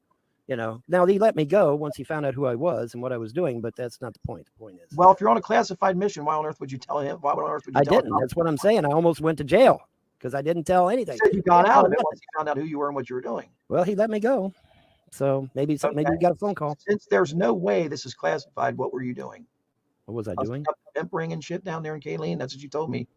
I was dealing with a lot of really, really shitty situations. Well, yeah, I understand that, but see, what I don't understand about what you did was it's stuff that's handled by the state police, the local police, maybe maybe undercover narc agencies and stuff like that. Were you in fact a local cop, or were you an informant? I can honestly say I was never a local police officer. Because informants don't get paid; they keep out of jail. No, they don't. But I wasn't no damn informant. I would. That's not classified. Settle down, Jello. Take a dab. I work for the government. I want to get to Jello. Don't get angry. Just take a dab, Jello. Settle down. I know it. How you doing, Draven? Listen close. In 1983, he was spread eagle on the side of the road until the arresting officer got a phone call. A phone call on the side of the road in 1983. Okay.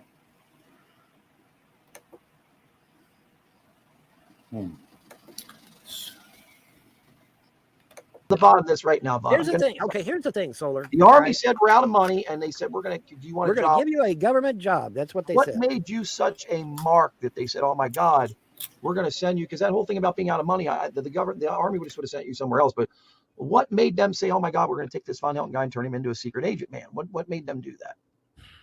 It's that non-existent 190 IQ, probably. It's probably that non-existent 190 IQ you keep trying to get. You said I don't have it. Right? Ron, So, I mean, if the Army tested your IQ and your let me ask you this. Let me ask you a question, Solar. Let me ask you a question, Solar. Let me ask you a question, Solar. Why would the Army come along and tell me they lost all my all my medical records? Why would they? They didn't. Because you were only in there 9 months and there wasn't nothing to fucking show. No.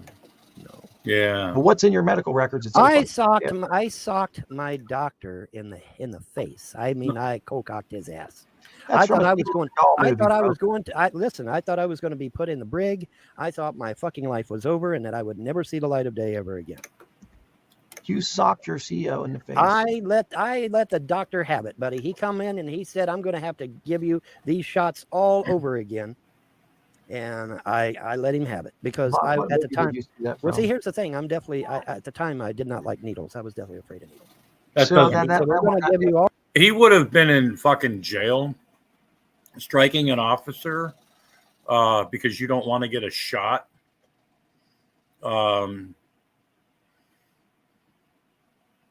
Yeah, almost got thrown in jail. But once again, folks, Stinky was so important. I'm sure the phone rang and they said, you know what? He's pouring intelligence now. And that's why, people say, that's why, call Don Shipley, for this shit. Refusing a direct order. And just punching a fucking officer. And you almost went to jail. I know people would have done less. I think that was code for he blew his CO.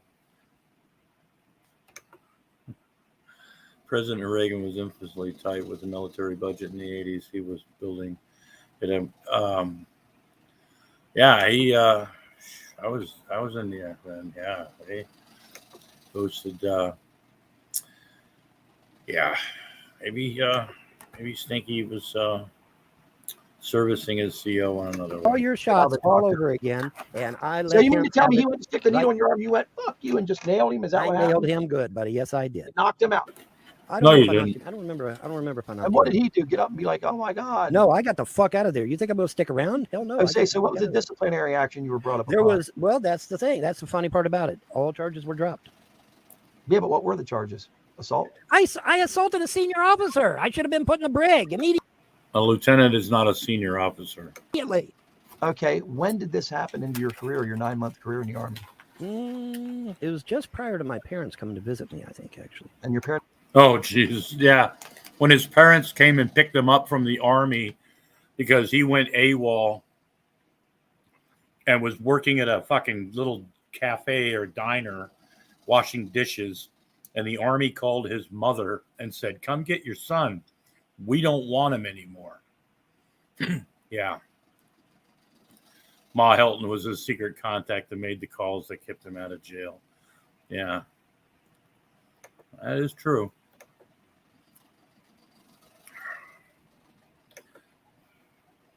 Yeah, they had air guns back then. You know, fuck. Jeez. His parents coming to visit him. Yeah, they took him home. The Army said, "We don't want this motherfucker. Get him the fuck out of here." Came to visit you to break you back to No. Ohio. No. This was. I don't remember actually, but it was after IQ. You can't. It was after I was at Fort Hood. Okay. Okay, but here's what I don't understand. If they gave you that IQ test at the beginning, which they do that, and you scored 190, what the fuck did they put you in a tank for? They would have put you in cryptology. You'd have been a code breaker. Yeah. Well, I was driving around a general for a while. No, you weren't. And I drove around a major for a while. No, you didn't. Driving a general around is just someone they entrust to fucking drive around with all the general secrets. And then I drove a major around for a while. Wow. Because he could shoot. He could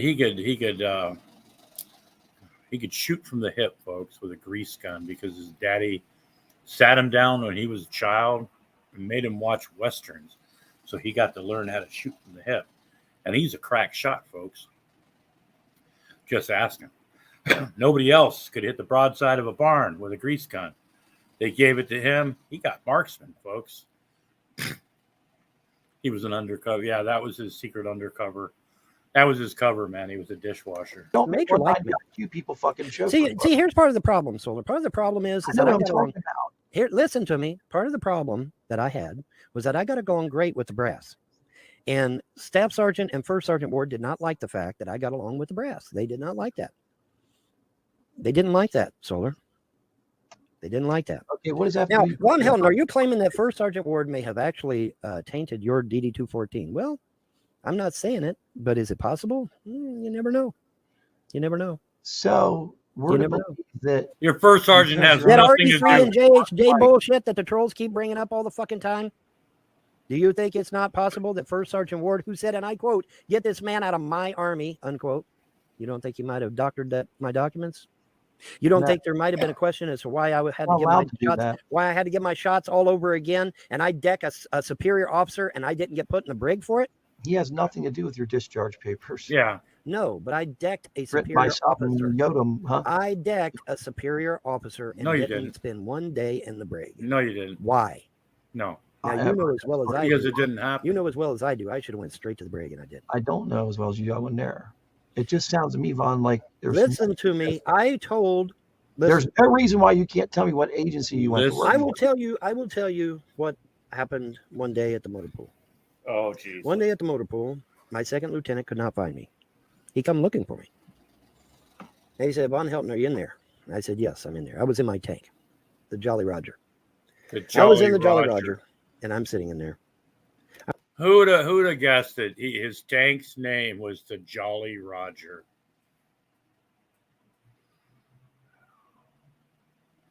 Folks, you can't make this shit up.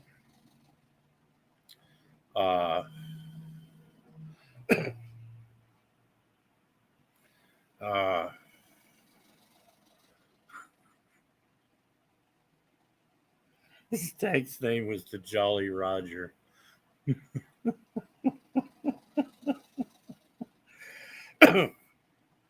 And he sat inside of his tank going, yo ho, yo ho. Yo. Anyway, in the brig, you mean Stockade Stinky. Yeah, Well, you know, he was getting his Sea Cadet days mixed up with his Army days there, Beach. Actually, you can make this shit up. Yeah.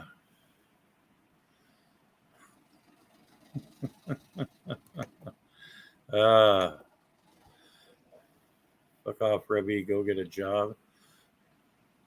Rebby the house elf. Oh my God. I love this. This is so cute. Any of you nice people have beef jerkies for Rebby?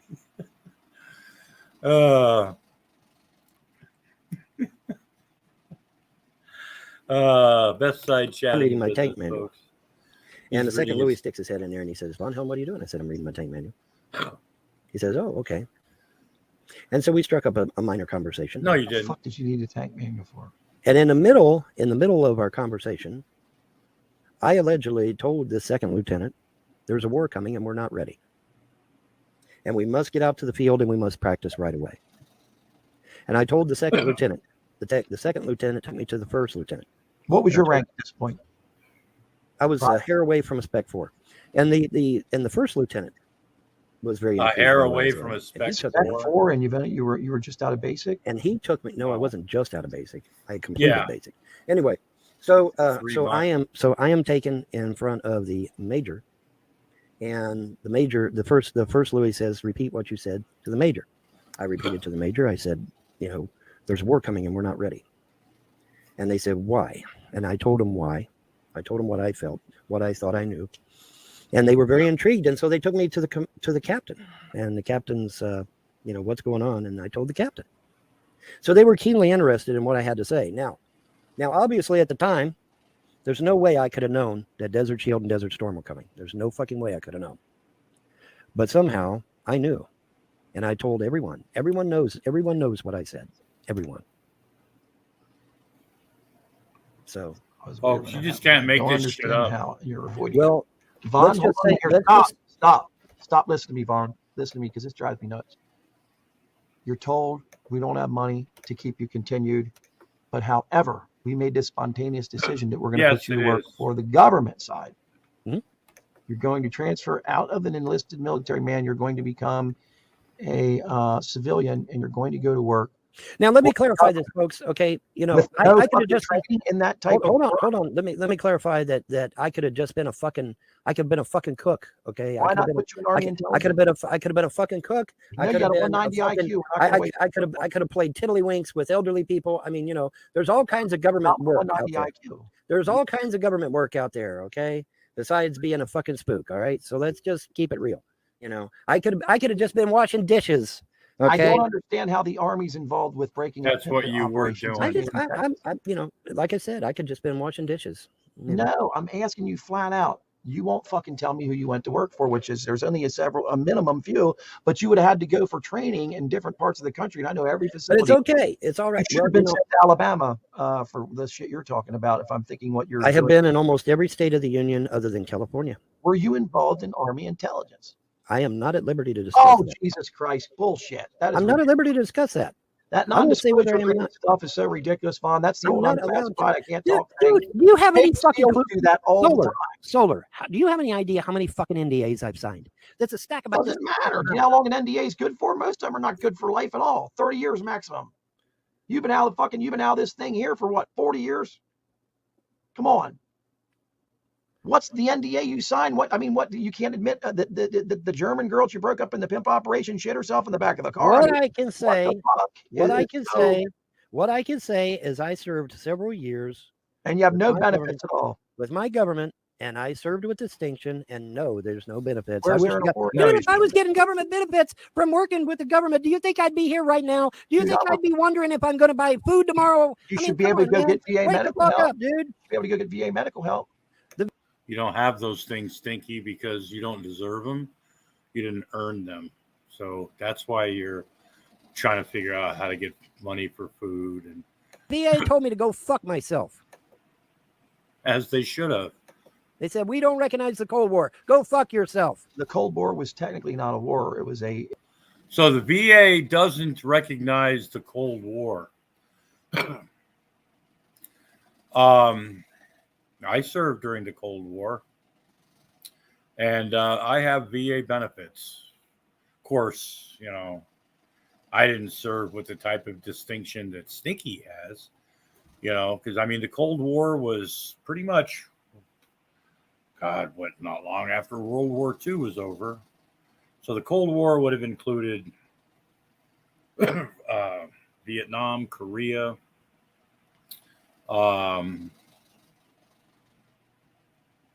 yeah. You had a snowball fight once there, Richie Ruggs? Well, thank you for your service, you know. Mud banged the German girl and they got away. Sorry about your luck, Stinky. Oh, Mudbrucker got her? Oh, good for him. I hope Six Drops doesn't hear about that. That might make her jealous. It was a psychological thing that was It going was on. a psychological Because thing. if the Cold War would have happened, we'd all be dead. Anyone can tell you that psychological warfare is more important than physical. Well, the whole because thing physical, you can go to a doctor and get psychological. patched up. If you have psychological damage, it's there for life. It never goes away. Okay, so let me ask you this. So What an you idiot. cannot say what I agency cannot you say went to work what for. I did for the government. No. Vaughn, that tells me one No, thing. I one cannot. thing only. I hate to say this, Vaughn. I think you live in a fantasy. Well, then I live in a fantasy. I know you are. There's When two I'm people on here dead, that when know I'm this dead. never. There's two people on here that know this never happened, bro. It's you and me. Come on. Let me tell you something, Solar. Okay, let me tell you a little Show me story. something. In fact, I'm going to tell you two little In stories. private, show me something where I can be like, hey, guess I'm what? going to tell you two stories, Solar. And this Okay. is from my old hometown, Hamilton, Ohio. Nowhere yeah. fuckingville, okay? Hamilton, Yep. fucking I know a lot Ohio. of people in We Hamilton, had two Ohio. beggars. I know We it's had been- two beggars in Hamilton, Ohio. Two of them. All right? Some of you have heard One this beggar. story before. He didn't say much. Let me guess. When he died, he was a millionaire and had money. He for was the a millionaire. And This he is worked all for the CIA, documented. right? Vaughn, that No, story. You're getting ahead of yourself. The first beggar, didn't bother nobody. He didn't talk much, but he died and he ended up being a multimillionaire. Yes, he did. And he was in the CIA, right? No. I heard you tell a story before. He was in Well, the I'm not done. Okay. The first beggar died. He ended up being a multimillionaire. He never talked much though. That's happened here too. Go ahead. But this is documented. Okay. This is something that you can go check in give the his record. name? Now, the second beggar used to tell us that he was a hero, that he saved people's lives, that he did all kinds of shit for the government. And everybody laughed at him. They said, we know this man. He grew up in Hamilton, Ohio. This is a story as old as time itself, folks.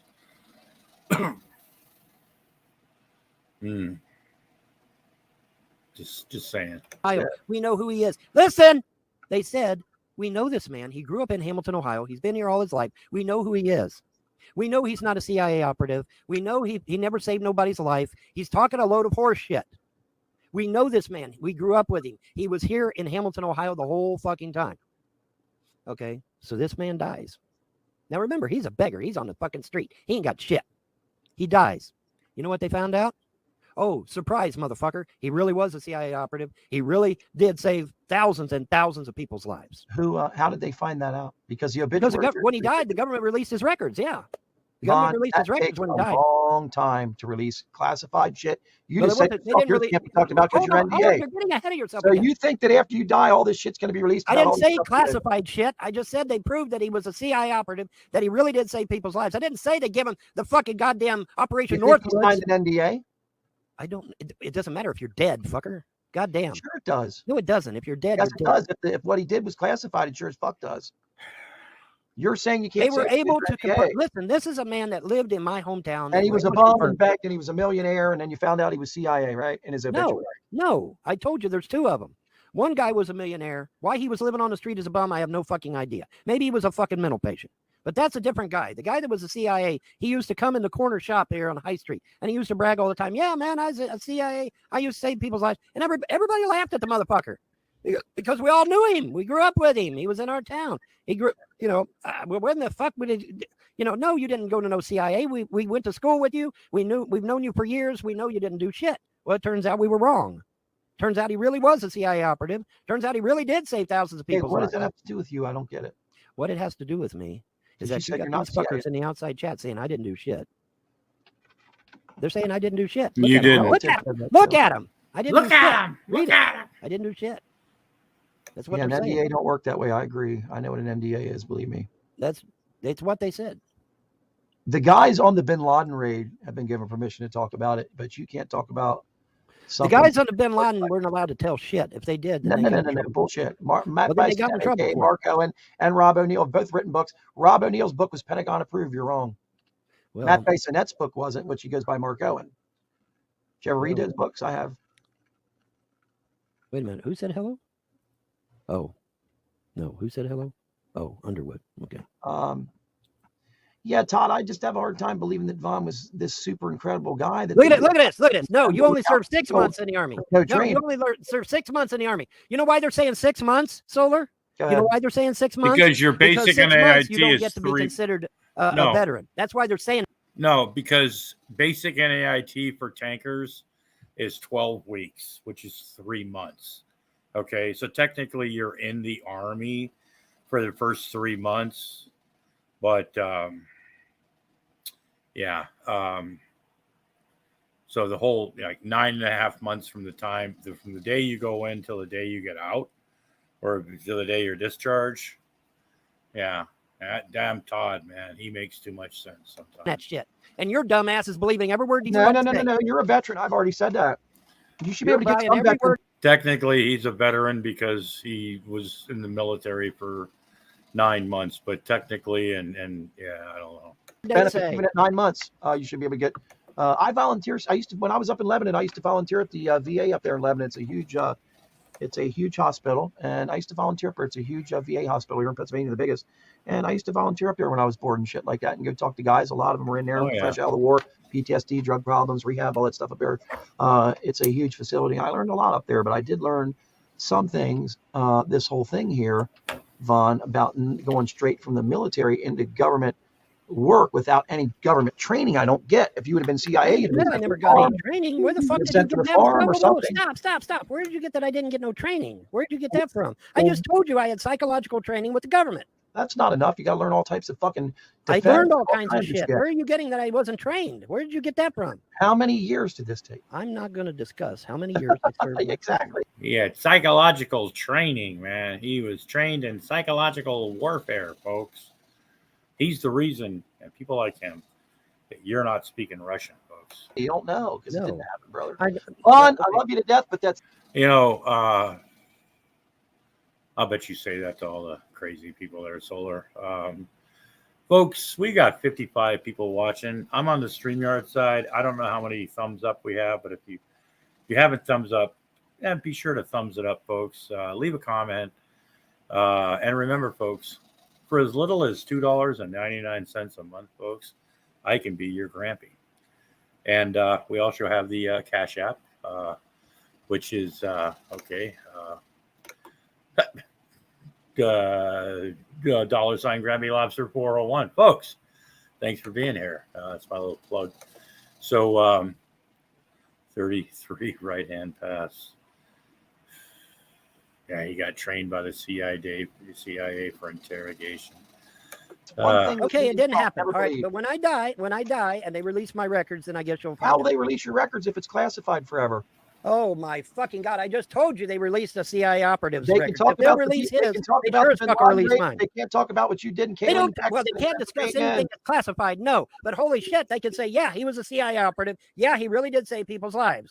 I didn't say they told everybody every jot and tittle of Operation Northwoods or fucking the Bay of Pigs. I just said they said he was a CIA operative and he really did save people's lives, which is exactly what he claimed that he did. My whole thing is I don't understand what you'd be doing domestically what the police normally do. I don't get it. No, I was You're not a stopped federal by the cop. police. Oh my God. No, I was stopped by the police. They wanted to arrest me. They didn't know what the fuck I was doing. And they wanted But to you were arrest able me. to tell them, which is the cops are No, I crooked. wasn't able to tell them shit. Said, hey, this No. guy's a Fed. No, he got a We phone are call. That's right. He arresting got a phone prostitutes call. and pimps. He got a phone call, and the next thing I know, the cuffs is off, and I'm free to go. Who called? I don't know. I don't know. You should have known because you would have made the call. I don't know. They give you that one free phone call, right? Or did you hand them? No. Oh my God. I'm in front. Look, I'm spread eagle in front of a fucking plainclothes cop car. Mm-hmm. Okay. They're getting ready to put the cuffs. He was spread eagle. Bye, Robin. Thanks for coming in. We'll have a chat later, Robin. Okay. Yeah, they had him spread eagle on a car.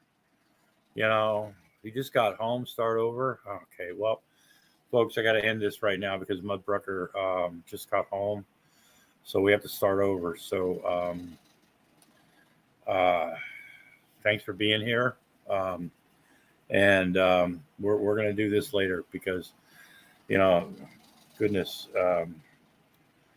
Mud's here. So the cop got a phone call on the side of the road in 1983. That's right, folks. Well, remember, folks, he was a shade tree mechanic in the 70s, too. Oh,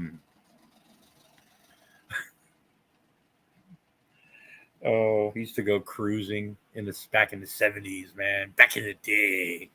Jesus. On me and haul my ass away because they don't understand the situation. Nah, he was spread eagle, man, because, you know, he talking to the judge. He was like, don't take me. I'll do anything you want, officer. Oh, I don't know, officer. I could just see Stinky going, I don't know, officer. I've never done that before. You know. I know I'm a horrible person, folks. The lieutenant gets a phone call, and the next thing I know, I'm free to go. Okay, yeah. Vaughn, what state did you go for your training for this domestic police officer that you were? Oh, the police officer thing happened in Killeen, Texas. No, what state did you go for training to learn this domestic cop thing? Because obviously I wasn't a domestic cop. Where are you getting I was a domestic cop? Because, dude, I never said anything about being a local cop. I just got through telling you. I just got through telling you 5 seconds ago. I was never a local cop. I just got through telling you that. Exactly. That's why I'm saying I'm calling you a domestic federal cop because you did stuff that cops would do. The police bust up pimp operations. The police arrest pimps. The police bust drug dealers, not Army guys that have some type of training. I'm just asking you what state you were sent to by the Army, because obviously they were in control of this situation you were in. What state did you have your training in with psychological warfare and all that? I was still in Texas when I was released from the Army. So they sent you to Keane, Texas to learn what you learned? I was still in Texas when I was released from the Army. In fact, I need to go back there and see if my duffel bags are in an abandoned house somewhere. Vaughn, I find out all of this. I never left. I left my. Well, you know what? You know what, Solar? That's actually a good idea. I want my fucking duffel bags out of Killeen, Texas. They're in an abandoned house. They're in an abandoned house. Not much comes back. They're in an abandoned house. Okay. They're in an abandoned house in Killeen, Texas, near the center of town, next to a pizza place. Okay. And you left them there, what, 30 years? I left them there. So please contact somebody. Go get my duffel bags. I know how to file FOIAs and all that shit. Have them to get my duffel bags and get them back to me, because I'd really like to have my military ID. I'd like to have my military uniforms. I'd like to have all my awards and shit that I made in the military. Oh, you did get awards. What awards did you get? Well, sharpshooter for one. I want those back. I want them back. They're mine, fucker. They belong to me. And if you actually do know somebody that can go get them, I want them back. Vaughn, wherever you left them out, obviously they took them out of there by now. They've been there 30 years. I don't know. It was an abandoned house. They might still be there. You never know. You never know. They might still be there. You never fucking know. God's may have protected them. Here's the agency they sent me to work for. It sounds like Army intelligence to me. Have to be. I'm not gonna say what the fuck I did. At Liberty and classified. All I'm going to say is that I served my country. I bet Don Ship. I did a good job. I did a good job serving my country, and I. And why aren't they helping you right now? Now, granted, I don't get shit for it, but that's not the point. The point is that I did a good job. They sent you stipends, huh? What's that? Ours. They didn't pay you by check. They sent you stipends. Can I say that? Checks. Can I say that? No paper trails. What you said? Yeah, you did. You said there's no. I know what I said. I'm saying, can I say what kind of payment I got? Yeah, go ahead. I don't know. That's what I'm thinking. Hold on. Add your stipends. I'm thinking whether I can say what kind of payment. Because there's nothing like being paid in golf balls, you know. Let me think. Because eBay wasn't around back then, so. Huh? eBay wasn't around back then. No, it sure the fuck wasn't, was it? I'm trying to think. Can I talk about it? Yes, I just want to get to the bottom of this, man. I don't know. I'm thinking. Hold on, damn it. Solar is also CIA in Texas. Or wait a minute here. How did you know? Hold on a minute here. What did I say there? Solar is CIA trying to entrap Vaughn. No, I'm not trying to entrap Vaughn there, Zod Dog. I just want the truth. I've been trying to get this out of him for years, and he won't fucking. You're damn right. I think, Vaughn. You're damn right. Vaughn, you'll never get. When I'm dead in the ground and the government releases my records, then you'll find out everything I did. I promise. Classified. You're never gonna. Hashtag gold digger goals. Get yourself an expensive rose gold nose ring and get your nails did, girls. Bejeweled bitches. Bejeweled bitches. Just remember that you know what? Having a sugar daddy is the best thing you can do.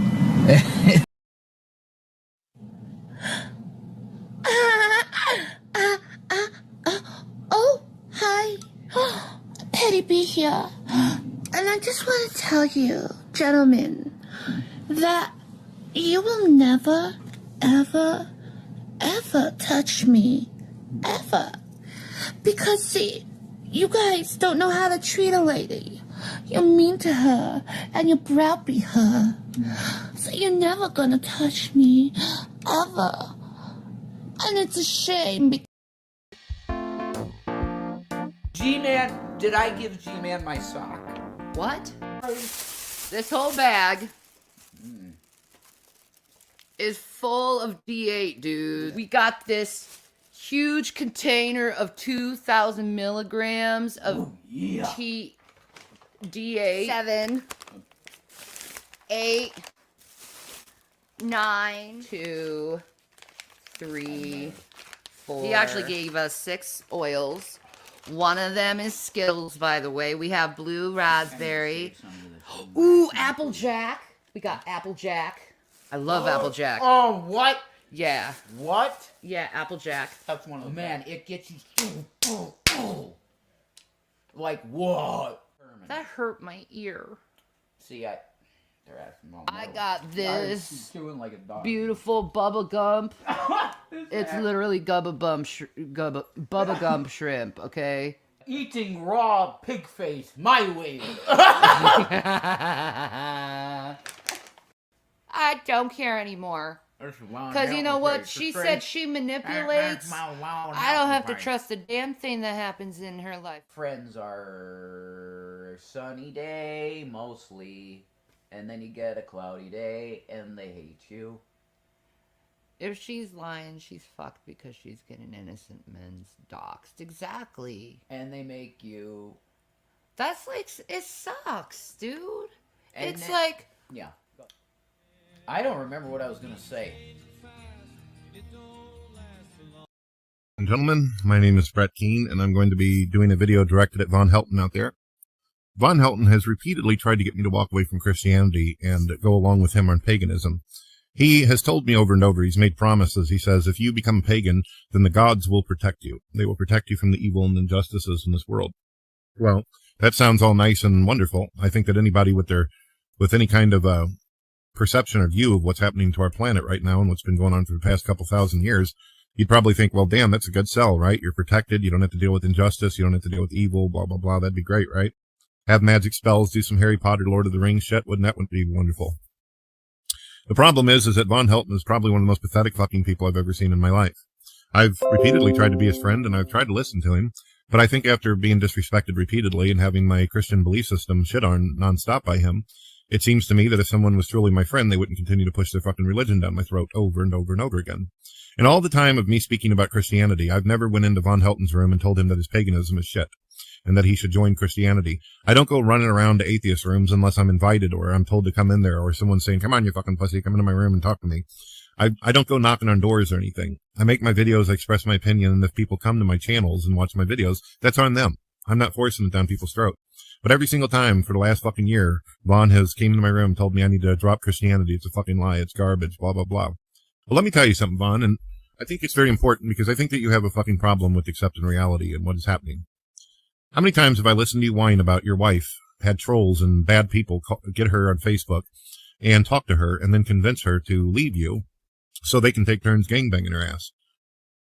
I've never heard that happen to anybody else on the internet. I've never heard of any atheist or Christian or pagan have it to where people get a hold of their wife or girlfriend on the damn Facebook and then have them leave. Never. But according to you, they were so good at lying and so good at bullshit that they managed to get her to leave and then leave her children and everything like that.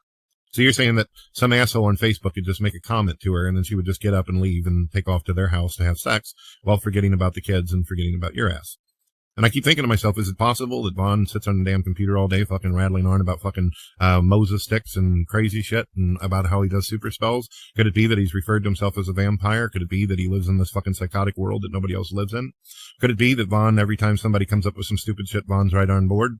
Such as the earth being fucking flat or having a dome around it or the planet not actually existing. There's no universe. This land that we stand on is infinite forever and ever. I couldn't imagine living with somebody like that. It's one thing talking to people like this on the internet, but actually having to live with fucking people that have this kind of mindset would be horrifying. I have tons and tons of trolls who try to contact my wife and shit, and you know what she tells them? Fuck you. You don't know what the fuck you're talking about. Fuck you is her words to trolls. But your wife apparently just thought it was so interesting, she jumped on the nearest train, and boom, she's gone to go. Then you say that your children got taken away from you by family services, and of course somehow that's the trolls' fault because they call constantly. Well, the problem is that, well, I've had friends as well as family members that work in these kinds of environments, family services. And here's the problem. They don't take the kids away just because someone made a fucking phone call. They'll listen and they'll record the calls and all that. And then they'll go to a home where a family is and investigate. And the only thing that's going to get them to take the kids away is if they find bruises on the children, one. Number two, the house is fucking dirty. The kids are screaming and yelling and there's fucking doo-doo on the walls and shit like that. These are the kind of things that make caseworkers go through the trouble of getting a fucking warrant and all the information it requires in order to take full-on. I can tell you one thing, being a guy that actually grew up in foster care and residential homes and all this shit. None of these family services enjoy this job. They don't like it. They don't like getting calls and then having to go out in the middle of nowhere, especially somewhere like Kentucky, and actually investigate some bullshit. People do not like walking into a house where they see children with their heads cracked open, with bruises and scratches, or children who are fucking malnutritioned or starving to death because their parents are too fucking lousy to feed them. No one would enjoy a job like that. No one would enjoy a job where they pull children out of the house, listening to them scream and yell and cry, "Mommy and Daddy." It's not one of them type of jobs that make you feel good at the end of the day, and it's fucking awful. It's just that there's somebody's got to do it, and that's that. So Vaughn, I don't believe that the house was completely clean. I don't believe that they came in and everything was fucking fantastic. I believe that you did probably what you normally do, where you got the kids sitting in the back room, covered in their own dog shit, not eating or anything like that, talking about magic spells on the internet. And for a whole entire fucking year, actually, for the last few years I've known you, that's all you babble about is how your wife is in an institution and your kids were taken away and all that. You recently, in the last year, claimed that you got tons and tons of money and that you were going to use that money not to do all kinds of cool shit for your wife who's supposedly in a mental institution or for your children who are clearly not getting the things that they need. You go on to talk about how you're going to spend all that fucking money, which is not your money to begin with, obviously, to fuck over trolls on the internet. You know what's really funny, ladies and gentlemen? During the time, what was really interesting was the reason why it even came up about Von Helton having money was I was telling him, I was saying, man, it's been a hard month for me, dude. I didn't even know he had money. I figured he's having a hard time and shit. I never even expected him to say this, but here's what Vaughn does. Vaughn is so inside his own fucking head. He doesn't even have compassion for anybody else but himself. I said to him, I go, man, I've been having a hard time paying bills. And, anytime Vaughn in the past said that he needed money, anytime Jesus Freak said he needed money for his child to get surgery, a lot of Christians out there and some atheists have asked me for help, and I helped them financially. I gave them money. So I said to Vaughn, I said, man, I'm having a hard time. Now, I want you to understand, I wasn't asking him for money. I wasn't expecting anything. In fact, I figured he'd probably be lucky if he can afford a new t-shirt at the end of the week. But I had sent him quite a few $100s in the past couple of years, and I told him, I said, man, I'm having a hard time right now. My family's having a tough time. We're good now, folks, so don't worry. All of our bills and shit are taken care of. We're good to go. Yeah, they're but the good problem now. is, the point is that Vaughn ends up telling me, oh, I came into a whole bunch of money and I'm going to be suing the fuck out of the haters and trolls on the internet. I'm like, wow, that's great, Vaughn. And I said, did you hear me on what I was saying about the fucking bills and shit? And he goes, ah, man, I'm sorry to hear about that. He goes, it's going to take thousands and thousands of dollars to go after these fucking idiots. You could have given that money. The point is, Vaughn, King. the reason why I bring up all this personal shit is because you've repeatedly tried to push your religion down my throat. And you repeatedly tell me how great it is for you. But the thing is that you're living in a fucking sardine can. You really don't actually have any money at all. How you doing, the Maggie? trailer that you live in is taken care of by your mother, which I'm surprised that she's even alive at this age. Well, this is dated, you don't have no kids, no wife, no nothing. And everybody on the internet fucking hates you. So I don't know where it is that you think that I'm supposed to see how there's like a positive side to your paganism. Your gods have done nothing. Your gods are fucking useless. They're ridiculous. Yeah, as this is the hypocrisy that is Brett Keane, that is Stinky, that is Shani and Rev. You know, oh, when I had money, I gave everybody money, and now that I don't have money, don't give me money. You're so bad. You people Oh my God, buying friends. First time in chat, Stitchy Girl sent me. Well, thanks, Uber Goober. Stitching Girl is a fine person. Thank you so much for being here. 51 people still watching, folks.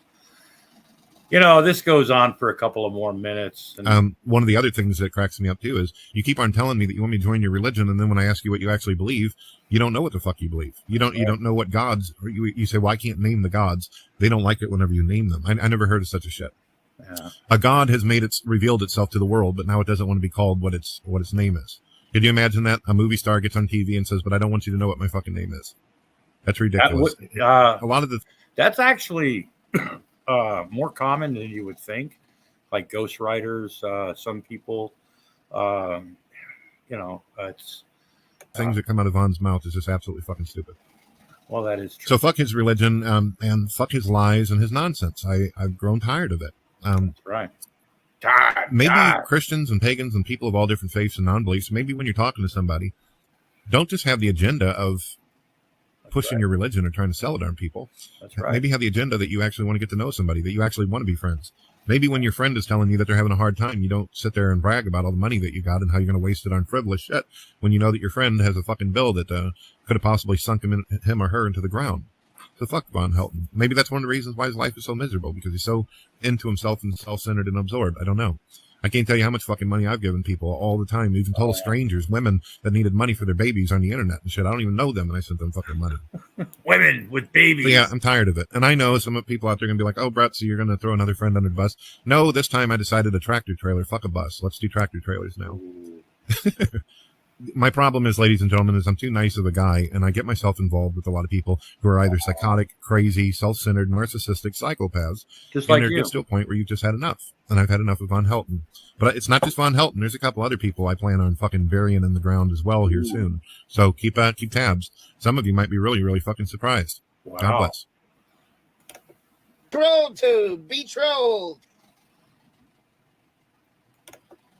And I love YouTube's original slogan was "Don't be evil." Well, YouTube is the most evil fucking place on the internet. So it went from the original motto of "Don't be evil" to "Be evil." That's what YouTube. That's what YouTube is now. It's not YouTube anymore. It's fucking TrollTube now. Oh, and CloneTube, TrollTube and CloneTube. That's what it is. It's not a respectable community anymore. It's garbage. It's fucking garbage.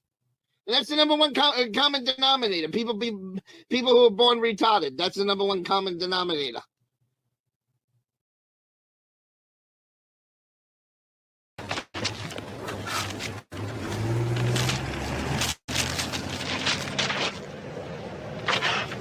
The new phone book's here! The new phone book's here! Well, I wish I could get that excited about Nothing! Are you kidding? Page 73! Johnson! Naven! R! I'm somebody now! Millions of people look at this book every day! This is the kind of spontaneous publicity, your name in print, that makes people! I'm in print! Things are going to start happening to me now. Carry on our important work. I want you to join the secret squadron and wear this official badge and have this secret decoder. You'll be getting a link to this video. You'll be getting a copy of this video. It will be heading your way. And we will see if we can't get some things took care of. Sinners, say your prayers, half-breed!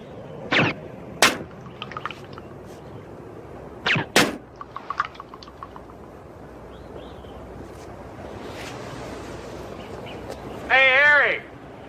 Look at this! What's the matter with these cans? Die, milk face! These cans are defective! They're springing leaks! Come over here, look at this! Listen, you better run for cover. You're gonna spring a leak. Huh? We don't have defective cans. We have a defective person out there. He hates these cans! Man, I log on to this thing, and the first thing I see is a dirty fucking comment. No. What a shock. Oh, no, please don't. No. Oh, fuck. Just shit it to myself. You know, I get boxes them out in my food. We'll be right back after these messages. And who's Grampy Lobster? Who are you? You're new. 18 naked cowboys in the showers at Ram Ranch. I don't know Grampy in my life. No crispy, crunchy old men right now. Yeah, I literally, the only vice I have is Mountain Dew. Oh, well, my goodness, you know, well, that's just so horrible, right? But that's the only vice I have is Mountain Dew, and I love my Mountain Dew. I'm not giving it up. Sorry.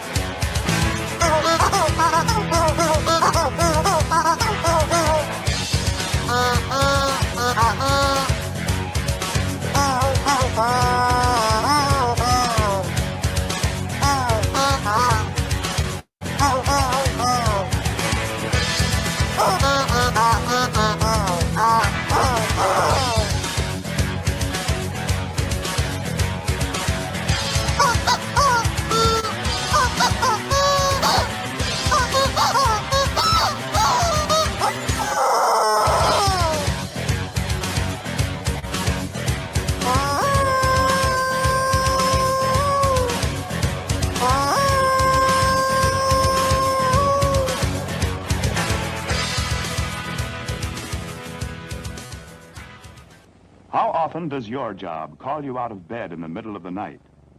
Well, if you were a doctor, it would be often. And generally, there isn't much time to spare. Coffee, Doctor? Oh, fine. Have a Camel with your coffee. Thanks. You know, this night work's kind of rough, isn't it? That's right. But a Camel's always a pleasure. Yes, folks, the pleasing mildness of a Camel is just as enjoyable to a doctor as it is to you or me. In a nationwide survey, doctors in all branches of medicine were asked, "What cigarette do you smoke, doctor?" The brand named most was Camel's. Tens of thousands of doctors, general practitioners, surgeons, specialists, doctors in every branch of medicine were included. And according to this nationwide survey, more doctors smoke Camels than any other cigarette. Try Camels yourself, the cigarette so many doctors enjoy. Alrighty, good people. What we're going to see here is an admission that Von Helton has been right all along, that these people have been plotting to destroy my life. They have paid people to either be silent or to lie about me or to try to expose me in some way to try and get me in trouble.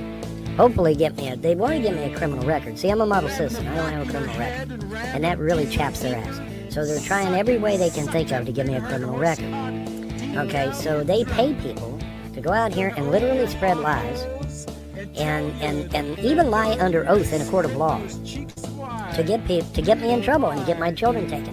And now I finally got real proof. I finally got actual proof that I can submit to the FBI. So FBI, you will be getting a link to this video. You'll be getting a copy of this video. It will be heading your way. And we will see if we can't get some things took care of that need to be took care of. Right? Because now we got actual proof. Now we've got an actual proof that the pros have been paying people to lie, to cheat, to, you know, do whatever they can to try to destroy my life. And to paint me as some kind of evil fuck when anything but is the absolute truth. I am not evil. I am not bad. I am not wrong. I am not any of those things. I'm a model citizen. I have no criminal record. I do not drink alcohol. I do not do drugs. I don't even smoke cigarettes anymore. I vape now, and I don't even do much of that. So, yeah, I literally, the only vice I have is Mountain Dew. Oh, well, my goodness, you know, well, that's just so horrible. But that's the only vice I have is Mountain Dew, and I love my Mountain Dew. I'm not giving it up. Sorry. But anyway, yeah, so we're going to watch this. And then after we watch this, then I'll come back and put my 2 cents in, and we'll call it a wrap. So, without further ado, let's get into it. I like knives, you know. Why? Well, they're more personal. You know, I mean, if you kill somebody with a fucking knife, you got to get his blood all over your hand and you got to feel him shake on the end of your arm, you know? Like, that's personal. Nobody would do it. With a gun, any fool can shoot anybody from 50 yards away, you know? That's why I don't like guns. But until that day, Been kind of guy. Gonna do some stuff and things. Just waiting on my guy. Be a shame if something was to happen. It would just. And thank you, but you know what? You'll be homeless before I'm dead. Yeah. No, I will not be homeless. Yeah.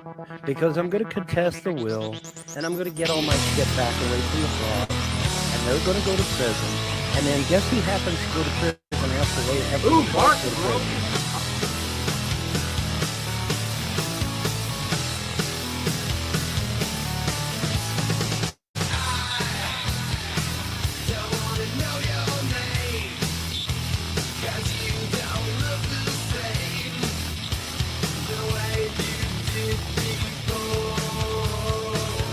So if I just stood here for an hour, like this,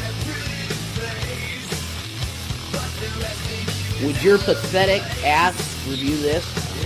If I just stood here for an hour.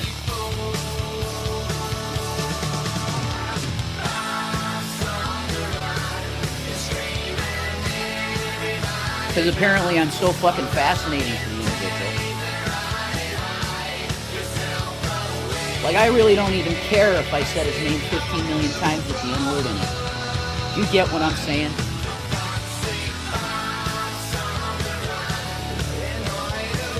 Day after day, I have to see my face on this guy's YouTube page. I report more. I report even more. Nothing.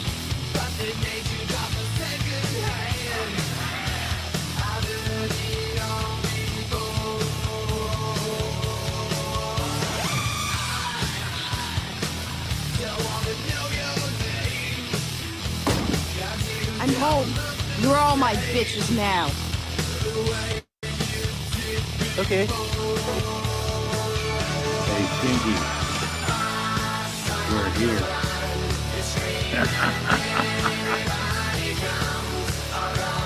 Look outside.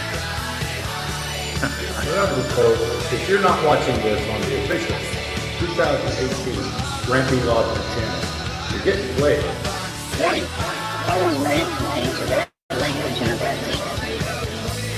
Your discussion is advised. Strongly advised.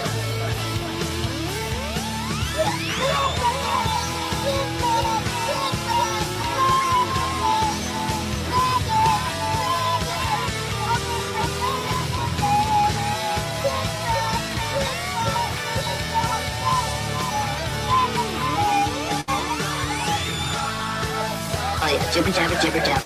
That's all he's doing right now is gibbering and jabbering. Jibber jabber jibber jabber. This is what gibbering. He is gibbering his ass off right now. He is so gibbering his ass off. Ooh, I'm scared. Oh my god, I'm scared. I'm gonna cry. Bonnie, come on, man. You're boring. You're fucking boring right now. You're boring the fuck out of me right now. I'm telling you, you're boring the fuck out of me. Now you suck. I realize now you fucking suck. I mean, you actually fucking suck, you troll. I mean, I'm telling you, you fucking really. I mean, there's gotta be trolls better than you. I'm gonna tell you, there are trolls better than you. Oh, folks, we got a tobacco situation, the finest quality in all of Eastern Pennsylvania. Sprinkle that tobacco, click it up, and then you've got yourself a Red Rollies. It's a red roller right there. It's a perfect cigarette. Let's check out some individual reviews.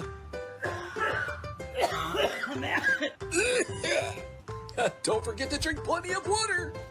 Get behind me, Satan. Red Rollies. Didn't have to snipe him. You said.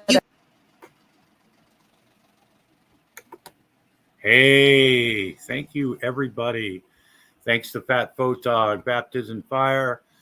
Well, thank you for letting me entertain you for the last 2.5 hours. 49 people still watching. Maggie Doll, thanks for being here. Anyway, remember, folks, if you're not watching this on the official 2018 Grampy Lobster channel, I don't know what to tell you, but right now, folks, it's a wrap. Thanks for being here, and we will talk to you later. My phone's ringing. Things are hopping. Things are popping, folks. Bye-bye.